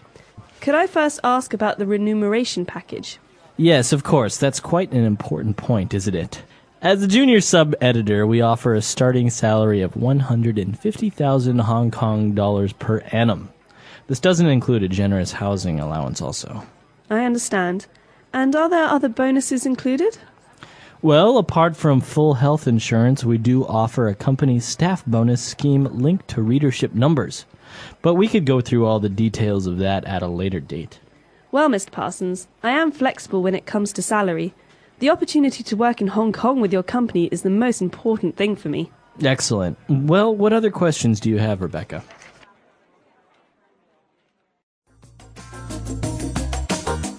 All right, we're back, so let's take a look at a couple of words and phrases on language takeaway.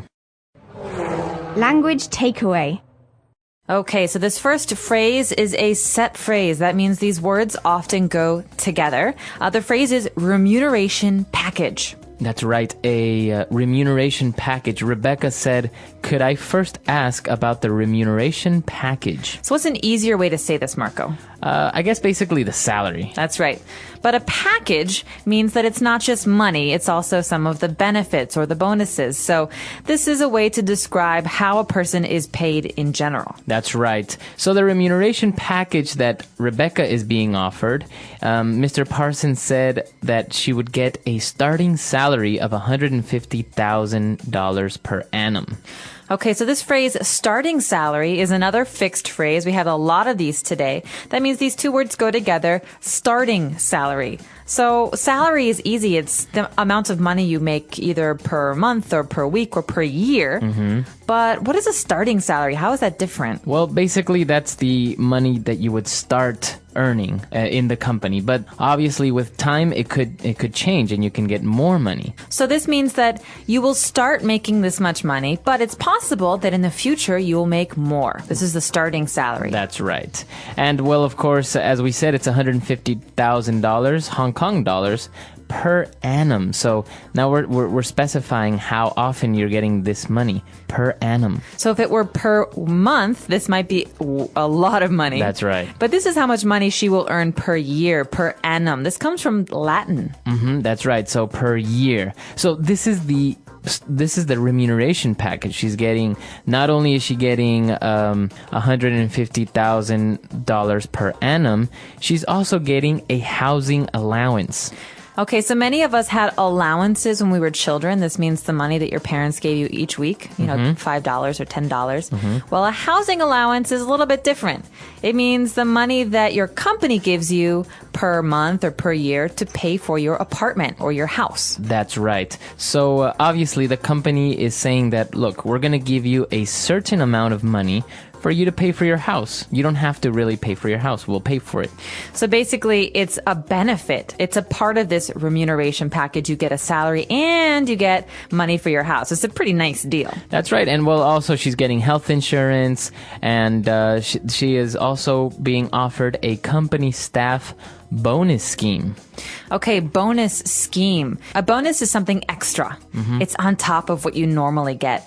But a bonus scheme indicates that the bonus changes according to how well you do. That's right. So obviously he's specifying that the bonus scheme is linked to readership numbers. So let's say, for example, Marco sells newspapers. Marco, you sell on a good week 100 newspapers. If you sell 150, you get a bonus of $10. That's right. But if you sell 200 newspapers, you get a bonus of $50. That's right. This is a scheme. The numbers change. Very good. So all of this that we've just talked about, to be clear, is our remuneration package. We're talking about a salary. We're talking about a housing allowance, health insurance, and even a bonus scheme. So a package can include these things and much, much more. CEOs get bigger remuneration packages. They do. And if you have children, sometimes a part of your package is education costs for your children, or a car, or computers, things like that. That's right. So a lot of great stuff there, talking about salaries and, well, a little bit of negotiating it. Why don't we go back, listen to the dialogue again, and we'll be back in a bit.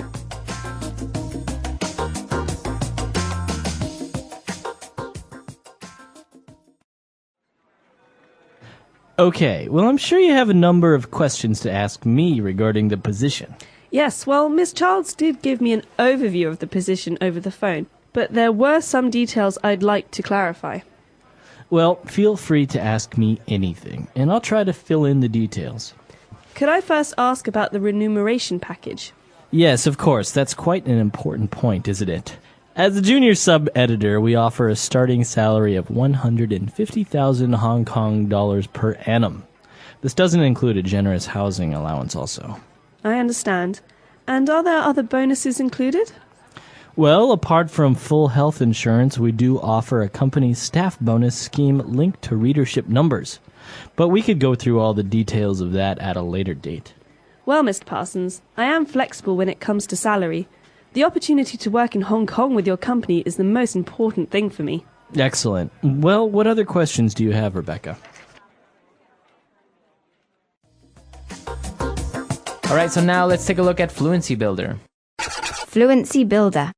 So at the beginning of the dialogue, Rebecca is talking to Mr. Parsons about the job, and she says, I don't really have that many questions, but when I talked to Miss Childs about the job over the phone, there were some things she wanted to clarify. So how did she talk to her? She talked to her over the phone. That's right. So this is a really good phrase to specify that you received information or you did business talking on the phone, not in person.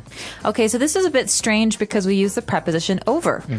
You could also say I'm on the phone. That means I'm talking on the phone. But over the phone means by phone. That's right. Not by mail or email or in person, but we communicate, we talk over the phone, by phone. So sometimes, for example, people will see a TV commercial with a nice item or device that they want to buy, and they will purchase this object, maybe a DVD player, over the phone. They will call up this number and order it. That's right. Or you can say, I'm really sorry, Marco, but I don't feel comfortable talking about my banking details over the phone. That's right. Okay, so that means on the phone. So then Mr. Parsons said, feel free to ask me anything. Okay, feel free to ask me anything about the job. Okay, this is a phrase that I use all the time, and I think it's really important when you're in a business context or a work context to say, listen, if you have any questions, feel free to ask. It means don't hesitate. Don't be nervous. If you have a question, just ask it. That's right. So feel free to ask. Don't worry about it. Just ask me. It's a very good phrase to give someone or to make someone feel more comfortable around. Exactly. All right. And he said that I'll try to fill in the details. Okay, so this is an interesting phrase because fill in, on a form, for example, means put your name in a box or fill in some numbers.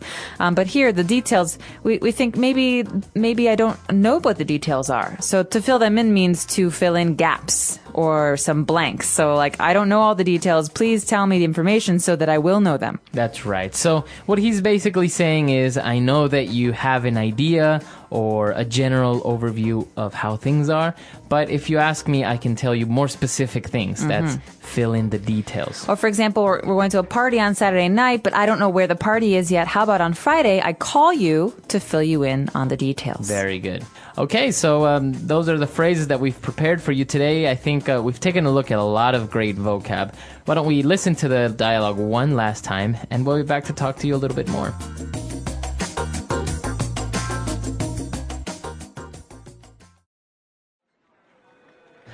Okay, well, I'm sure you have a number of questions to ask me regarding the position.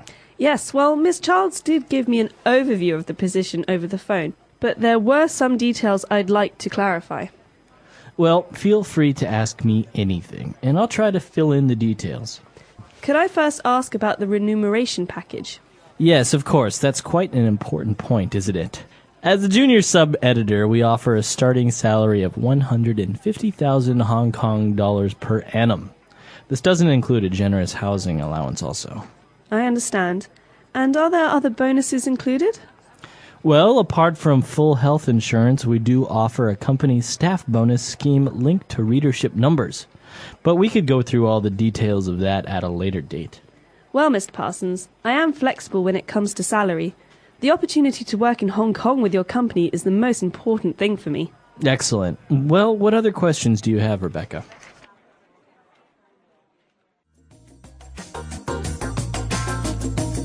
All right, so talking about salaries and remuneration packages. Now, is this a common word to talk about remuneration? Yes, it is. It basically means the way that you are paid for the work that you do. So remuneration, it sounds like a big, long word. But in America, I think we also just talk about salary or compensation. Compensation packages.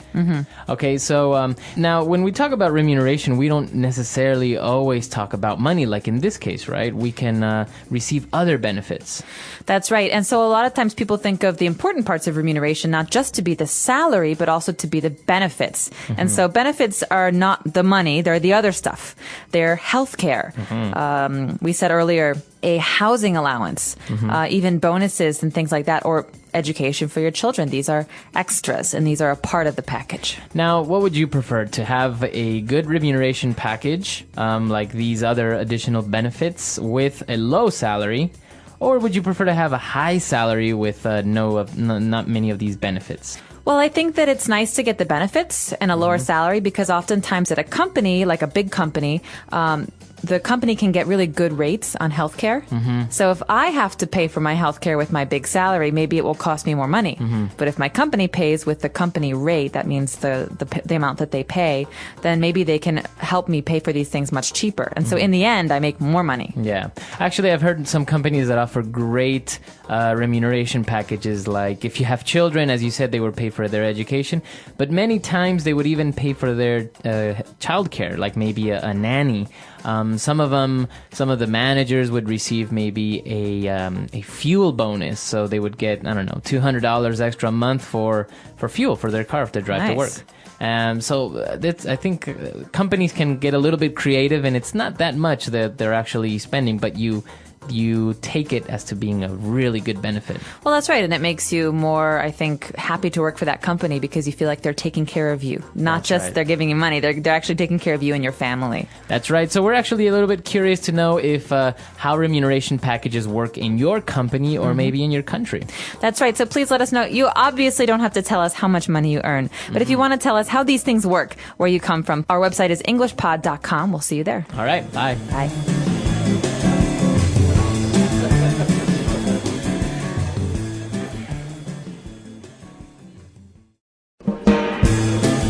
Hello, everyone, and welcome to English Pod. My name is Marco. My name is Catherine, and you've been with us for a little while. You've probably heard some of our interview series already. Well, this is one of the later episodes in that series. That's right. We're at part number 9. We're reaching the end of our interview. And on this occasion, we're going to ask our employer a little bit of more information about the company and, more importantly, about the job. Well, this is a very important step. Like you say, it's at the end of the interview, so we're going to find out more details about the job. Let's take a listen to today's dialogue. We'll be back in a moment to talk more about it.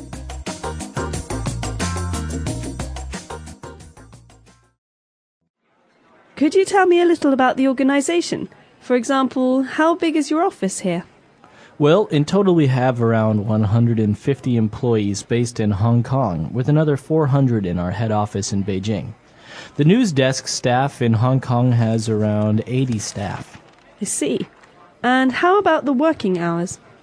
Well, as you know, Rebecca, in journalism, work hours are not exactly 9 to 5. You could be on call at any time, but we do have to work very unsociable hours at times. Well, I'm used to that, Mr. Parsons, so that's not really a shock for me. Good, as long as you understand that. And when do you need to fill the vacancy, Mr. Parsons? Yesterday, but no. We are hoping to start from the beginning of next month. That sounds ideal. All right, we're back. So it's obviously a very difficult job, and she asked some very key questions. So why don't we take a look at a couple of the words and phrases used there on Language Takeaway. Language takeaway. The first word that we have here for language takeaway is workforce. That's right, a workforce, the company's workforce. And that basically means all the employees that we have working for us. That might not be in one office. That's right. Many companies have 2, 3, even 100 offices. So the workforce means all the people who work for the company combined. That's right. So a workforce. And, well, she asked about the workforce, and, well, it's obviously a pretty big company, 150 employees. But he also mentioned that the news desk staff in Hong Kong comprises around 80 people or 80 staff. So this verb to comprise, or in this case, it comprises, means to make up or to account for. Mm-hmm. It's a very nice word to say it accounts for, it makes up, it's the total. It's the total, right. So in this case, the news desk staff has 80 people. That's a very easy way to say it. Mm-hmm. But we could say it comprises 80 people. It sounds a bit better. That's right. Very good. So, now, obviously, she's going to be a reporter or a journalist, and he said that she should be on call at any time. Okay, on call is a phrase that we often hear with jobs like journalism, but also medicine. So doctors have to be on call very often. This means that you don't have to be in the office, but you have to be available to come into the office. So when someone calls you and they say, we have an emergency, you have to be available. That's right. And you see it in movies all the time. You know, doctors are on call and maybe they're already sleeping, or maybe they're out, I don't know, playing soccer with their kids, and they receive a phone call and they have to go to the hospital in that moment. It's because they're on call. That's because they're on call. Very good. And so obviously this is a very difficult thing for someone. And he explains that the work has very unsociable hours at times. Okay, so you can say that the hours are unsociable. You can also say that a person is unsociable.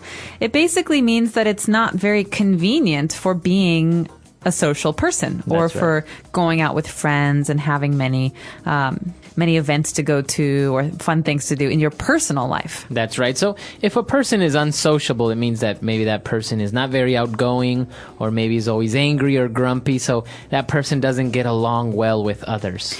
Right. But in this case, it doesn't mean that it's a grumpy job. It just means that because she might have to work at night very often or on the weekends, it's very hard to have a social life. That's right.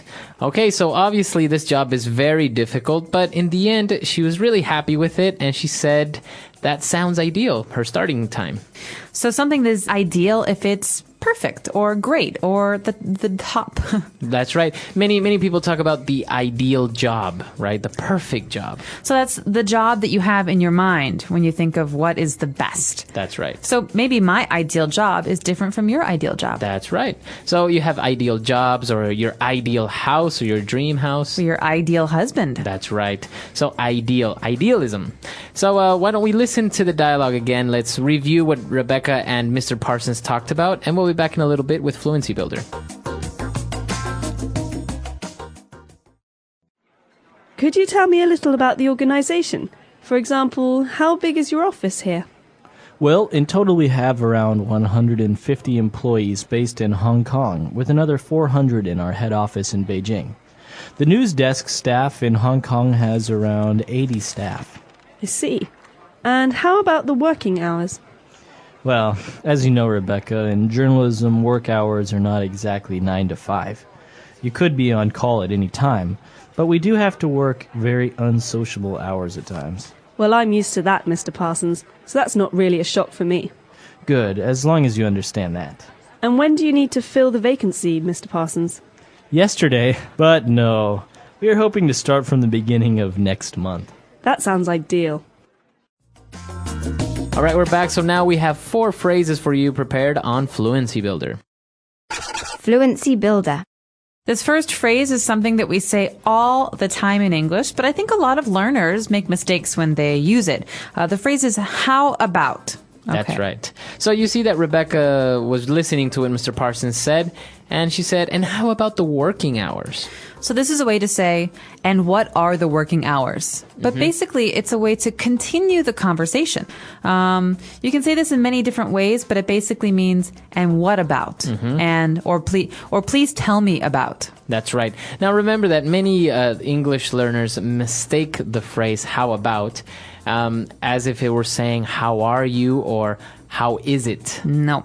Okay. You have to be following someone else in the conversation. So for example, I could say, you know what? I'm going to have a hamburger with bacon. How about you, Marco? What are you going to eat? How about you buy me a cheeseburger?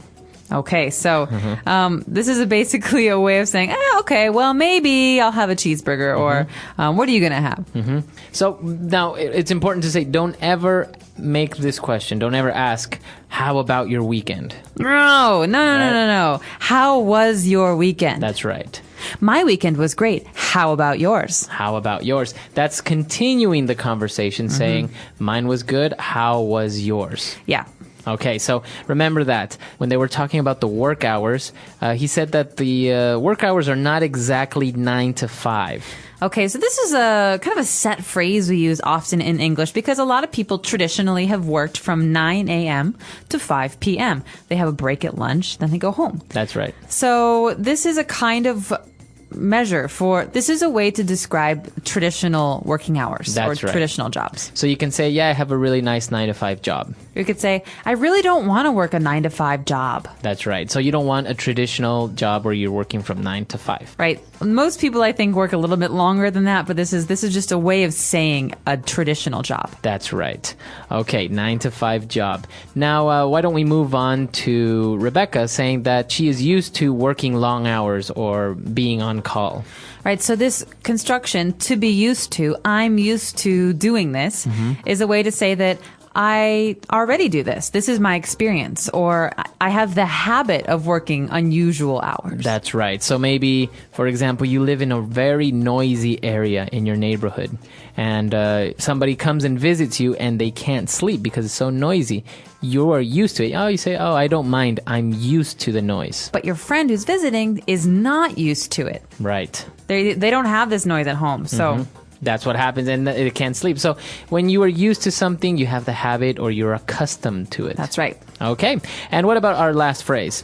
Our last phrase comes at the end, and Rebecca is talking about the start date for this job. She wants to know, when do you need to fill the vacancy? Okay, to fill the vacancy. Now, we have this word vacancy, and that means that it's available, right? That's right. So vacancy is an available thing. It could be a vacant place. Like an apartment. Like an apartment. Or in this case, a vacancy in a company. That means a job that is available. That's right. So she is asking when she can fill the vacancy. So we use the verb fill, to fill a vacancy.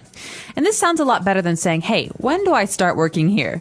Right. This is a polite way to say, when is the job going to begin? When do you need to fill the vacancy by? I guess another way of saying it would be, when is the starting date? Yes. Okay, but as we say, also fill the vacancy is a very good option. But don't say, when do I start working or when do we start? Yeah, no, we can talk about that in a minute. Let's listen first to our dialogue one more time. We'll be back shortly.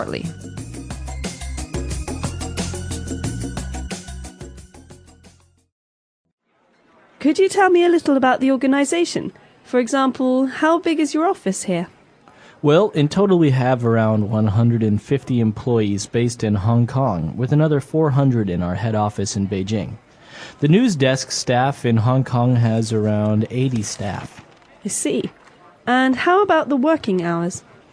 Well, as you know, Rebecca, in journalism, work hours are not exactly 9 to 5. You could be on call at any time, but we do have to work very unsociable hours at times. Well, I'm used to that, Mr. Parsons, so that's not really a shock for me. Good, as long as you understand that.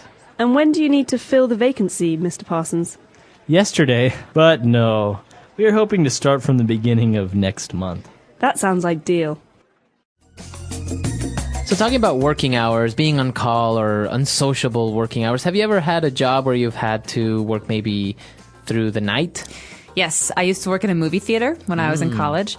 I had a day job too, so it was kind of a mess. I was very unsociable. But I worked at a movie theater, and I would start working at 6 p.m. Or 5 p.m., and I would work until 2 or 3 a.m.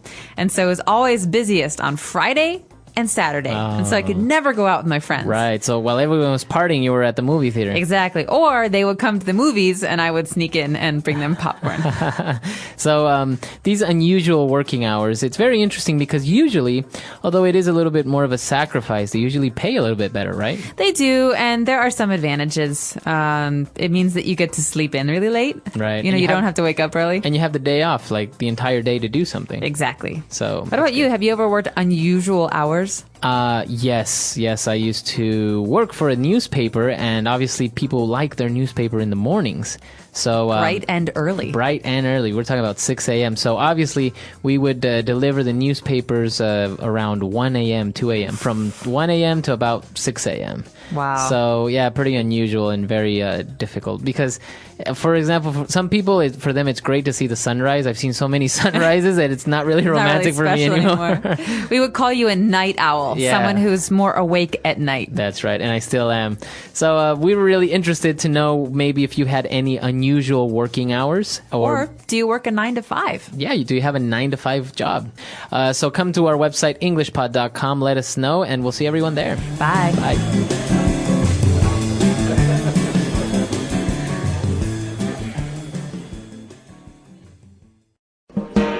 Hello, everyone, and welcome to English Pod. My name is Marco. My name is Catherine, and if you've been following along with us recently, you'll know that we have a series about interviewing in English. And so today we have the very last episode of that series. That's right. Today is the last part of our interview series, and we're basically just saying goodbye and, doing some other things when you're leaving an interview. It's very important, the things that you say. That's right, because this is the last thing that you're going to do in the interview, so it's what your interviewer will remember. So let's take a listen to today's dialogue, and we'll be back in a moment. Well, Rebecca, is there anything else you need to know for now? I don't think so, Mr. Parsons. I think you have covered all the main points for me. Okay, well, listen. Here's my business card with my mobile number. If any other questions spring to mind, don't hesitate to contact me. Of course, you can also call Miss Childs, too. Great. When can I expect to hear from you? Well, we are finishing the short list interviews tomorrow, so we will certainly have a decision made by early next week. Miss Childs will call you to discuss more on Monday or Tuesday. How does that sound? That sounds perfect. Thank you very much for taking the time to speak to me, Mr. Parsons. The pleasure's all mine, Rebecca. I hope to hear from you very soon. Absolutely. Thanks for coming, Rebecca. Goodbye. All right, great. So really good things from Rebecca. She said some very interesting things, key things there. So why don't we take a look at those on Language Takeaway. Language takeaway. At the beginning of the end of the interview, Rebecca says, listen, I think you have covered all the main points for me. So this is after Mr. Parsons asks her if she has questions. And this word, covered, is very important. That's right. So if we talk about cover, to cover the main points or to cover a topic, it means to discuss it thoroughly or to have it finished. Right. So if I still have questions, we have not covered everything. Mm-hmm. But if I did ask all of the questions that I have, then we've covered everything. So the verb here is to cover. That's right. Okay, and Mr. Parsons says, well, you know what? Here's my business card with my mobile number. So this word business card, key element of any interview or any business situation. As you say, a key part of any business interaction. So a business card is a very small card, usually thick.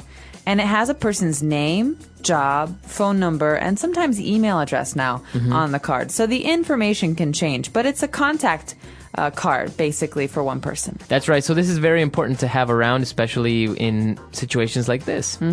Okay, and moving on, he also told her that if she has any other questions, to not hesitate and to contact him. This is a very common phrase. Don't hesitate to contact me, or don't hesitate to ask. That's right. So to hesitate means to be nervous about something or to maybe not do it because you're uncomfortable. So, Marco, I want to ask you something, but I'm not sure if I want to ask you. Maybe you'll be angry or... So I'm hesitating. Right. Okay? The verb here is to hesitate. You have doubts. I have doubts. And so he says, don't hesitate to contact me. That means any questions, any issues, please call me. Okay, very good. And Mr. Parsons said that they are finishing the short list of interviews tomorrow. So what does it mean, a short list? Well, a short list is something we talk about during the interview process because the interviewer, so in this case, Mr. Parsons, will have a long list of people who want the job. And maybe after the first interview, he will cut the list down to a very small number of people, 10 or 15. And that is called the short list. So those are the people who did well on the first interview, but who maybe should come back for a second or third interview. That's right. Okay. Very good. So a lot of great things there. Why don't we take a break? Let's go back and listen to the dialogue. Let's see what Mr. Parsons and Rebecca said.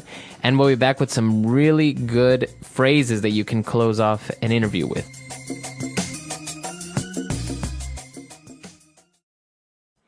Well, Rebecca, is there anything else you need to know for now? I don't think so, Mr. Parsons. I think you have covered all the main points for me. Okay, well, listen. Here's my business card with my mobile number. If any other questions spring to mind, don't hesitate to contact me. Of course, you can also call Miss Childs, too. Great. When can I expect to hear from you? Well, we are finishing the short list interviews tomorrow, so we will certainly have a decision made by early next week. Miss Childs will call you to discuss more on Monday or Tuesday. How does that sound?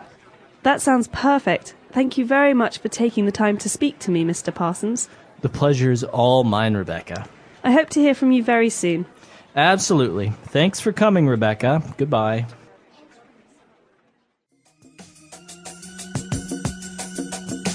All right, we're back. So now let's take a look at those phrases we mentioned on Fluency Builder. Fluency Builder. So let's go back to the beginning where Mr. Parsons is talking about questions that Rebecca might have. And so Mr. Parsons says, if any other questions spring to mind, don't hesitate to contact me. So this phrase, spring to mind, is very interesting. What does this mean? Well, basically, if something springs to your mind or springs to mind, it means that it comes very suddenly and quickly into your mind. It just pops into your head. Wow, so to spring, or springs in this case, is like jumping. So something hits your mind very quickly. It comes into your mind very quickly. So, I don't really have any ideas, Marco, for that party next week, but, if anything springs to mind, you should let me know. Okay. So if you have any sudden ideas or anything you suddenly remember, that's what it means to spring to mind. Okay, so taking a look at these expressions that Rebecca used when she's leaving. For example, you know that you finished the interview, and a typical question that you want to make is, when can I expect to hear from you? This is a great question at the end of an interview because it's basically a way of saying, listen, I'm interested in this job. When will you call me about it? And so the phrase, when can I expect to hear from you, means, when will you tell me your decision? That's right. But it's a lot more polite and formal and better than saying, when are you going to call me? Yeah, you would never say that in an... Well, you wouldn't want to say that in an interview because it makes you sound desperate, like you really need the job. In this case, when can I expect to hear from you? It's like, oh, well, I hope that you'll get in touch with me. That's right. Okay. And well, he explained that they're shortlisting everything and that they will be in touch with her very soon. And she said, wow, that sounds perfect. Thank you very much for taking the time to speak to me. Okay, so this phrase, thank you very much for taking the time to speak to me, is very long. But you know what thank you very much means. The key here is for taking the time to do something. Now, what does this mean? What's another way we can use this? It's basically saying thank you so much for giving me an opportunity to talk to you. I know you're very busy and I know you don't have a lot of time, so thank you very much for taking the time to speak to me. Right, so you could even use this with a teacher at school. You know, you have a question, your teacher is busy, but your teacher makes some time to meet with you. You say, hey, listen, professor, or listen, teacher. Thank you so much for taking the time to speak to me. You're just demonstrating that you appreciate the effort and the time. And you're being very polite. That's right. Okay. And now the last phrase. When Rebecca is leaving the room, they're shaking hands maybe, and Rebecca says, I hope to hear from you very soon. You can say, I hope to hear from you soon. But in this case, she's saying, listen, I really want this job. She doesn't want to say, call me tomorrow. She says, I hope to hear from you soon. I hope that this works out, that I get the job. Right. So she's basically demonstrating a lot of interest, saying, well, I really like the job and I really would like for you to call me and give me good news. So I hope to hear from you soon. Exactly. So let's listen to today's dialogue one more time, and we'll be back in a moment to talk a little bit more about how to end an interview.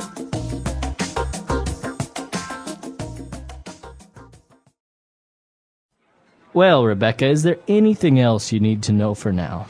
I don't think so, Mr. Parsons. I think you have covered all the main points for me. Okay, well, listen. Here's my business card with my mobile number. If any other questions spring to mind, don't hesitate to contact me. Of course, you can also call Miss Childs, too. Great.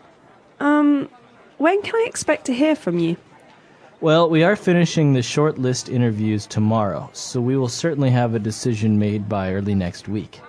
Miss Childs will call you to discuss more on Monday or Tuesday. How does that sound? That sounds perfect. Thank you very much for taking the time to speak to me, Mr. Parsons. The pleasure is all mine, Rebecca. I hope to hear from you very soon. Absolutely. Thanks for coming, Rebecca. Goodbye. So this is a great way of ending an interview. Rebecca did a really good job. And I think there are a couple of suggestions or tips that you would like to give our users.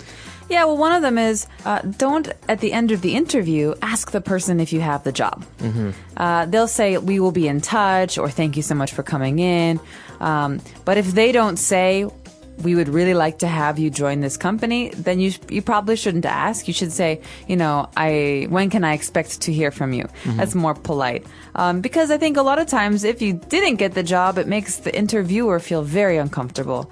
But also it's just a polite thing to do. So be careful with that. And I've also been told from people in business that if you do receive a job offer, don't accept right away. Say, I will think about it and I'll get back in touch with you. Oh, okay. Kind of like a strategy maybe to better negotiate the terms and conditions. Exactly. So you want to take that information, you want to go home, you want to think about it, talk about it with your wife or your husband and decide, is this something I want? And then you can contact the employer. Right. Yeah, I think that's a very good idea. And also, I think it's not a wise thing to call or contact the employer asking if you've got the job or asking if they have any news yet, because I think that can be a little bit annoying. But if they say, we will be in touch on Tuesday, and it's a week later and they never got back to you, send a follow-up. Of course. A follow-up is an email or a letter or even a phone call where you say, listen, I'm really glad I got to meet you today. I hope that we have the opportunity to work together in the future. Please be in touch. Sincerely, and then your name. Kind of like a reminder. It's a reminder, like, I want the job. Here's my information. Let's do this. Or at least if I didn't get the job, let me know that I didn't get it. Yeah, exactly. All right, so a lot of great advice here, great things coming. And we'll be back again with another series. We're going to have a presentation series, so be sure to keep an eye out for that. And if you have any other questions or comments, we're always at englishpod.com where you can find us. We'll see you there. Bye, guys. Bye.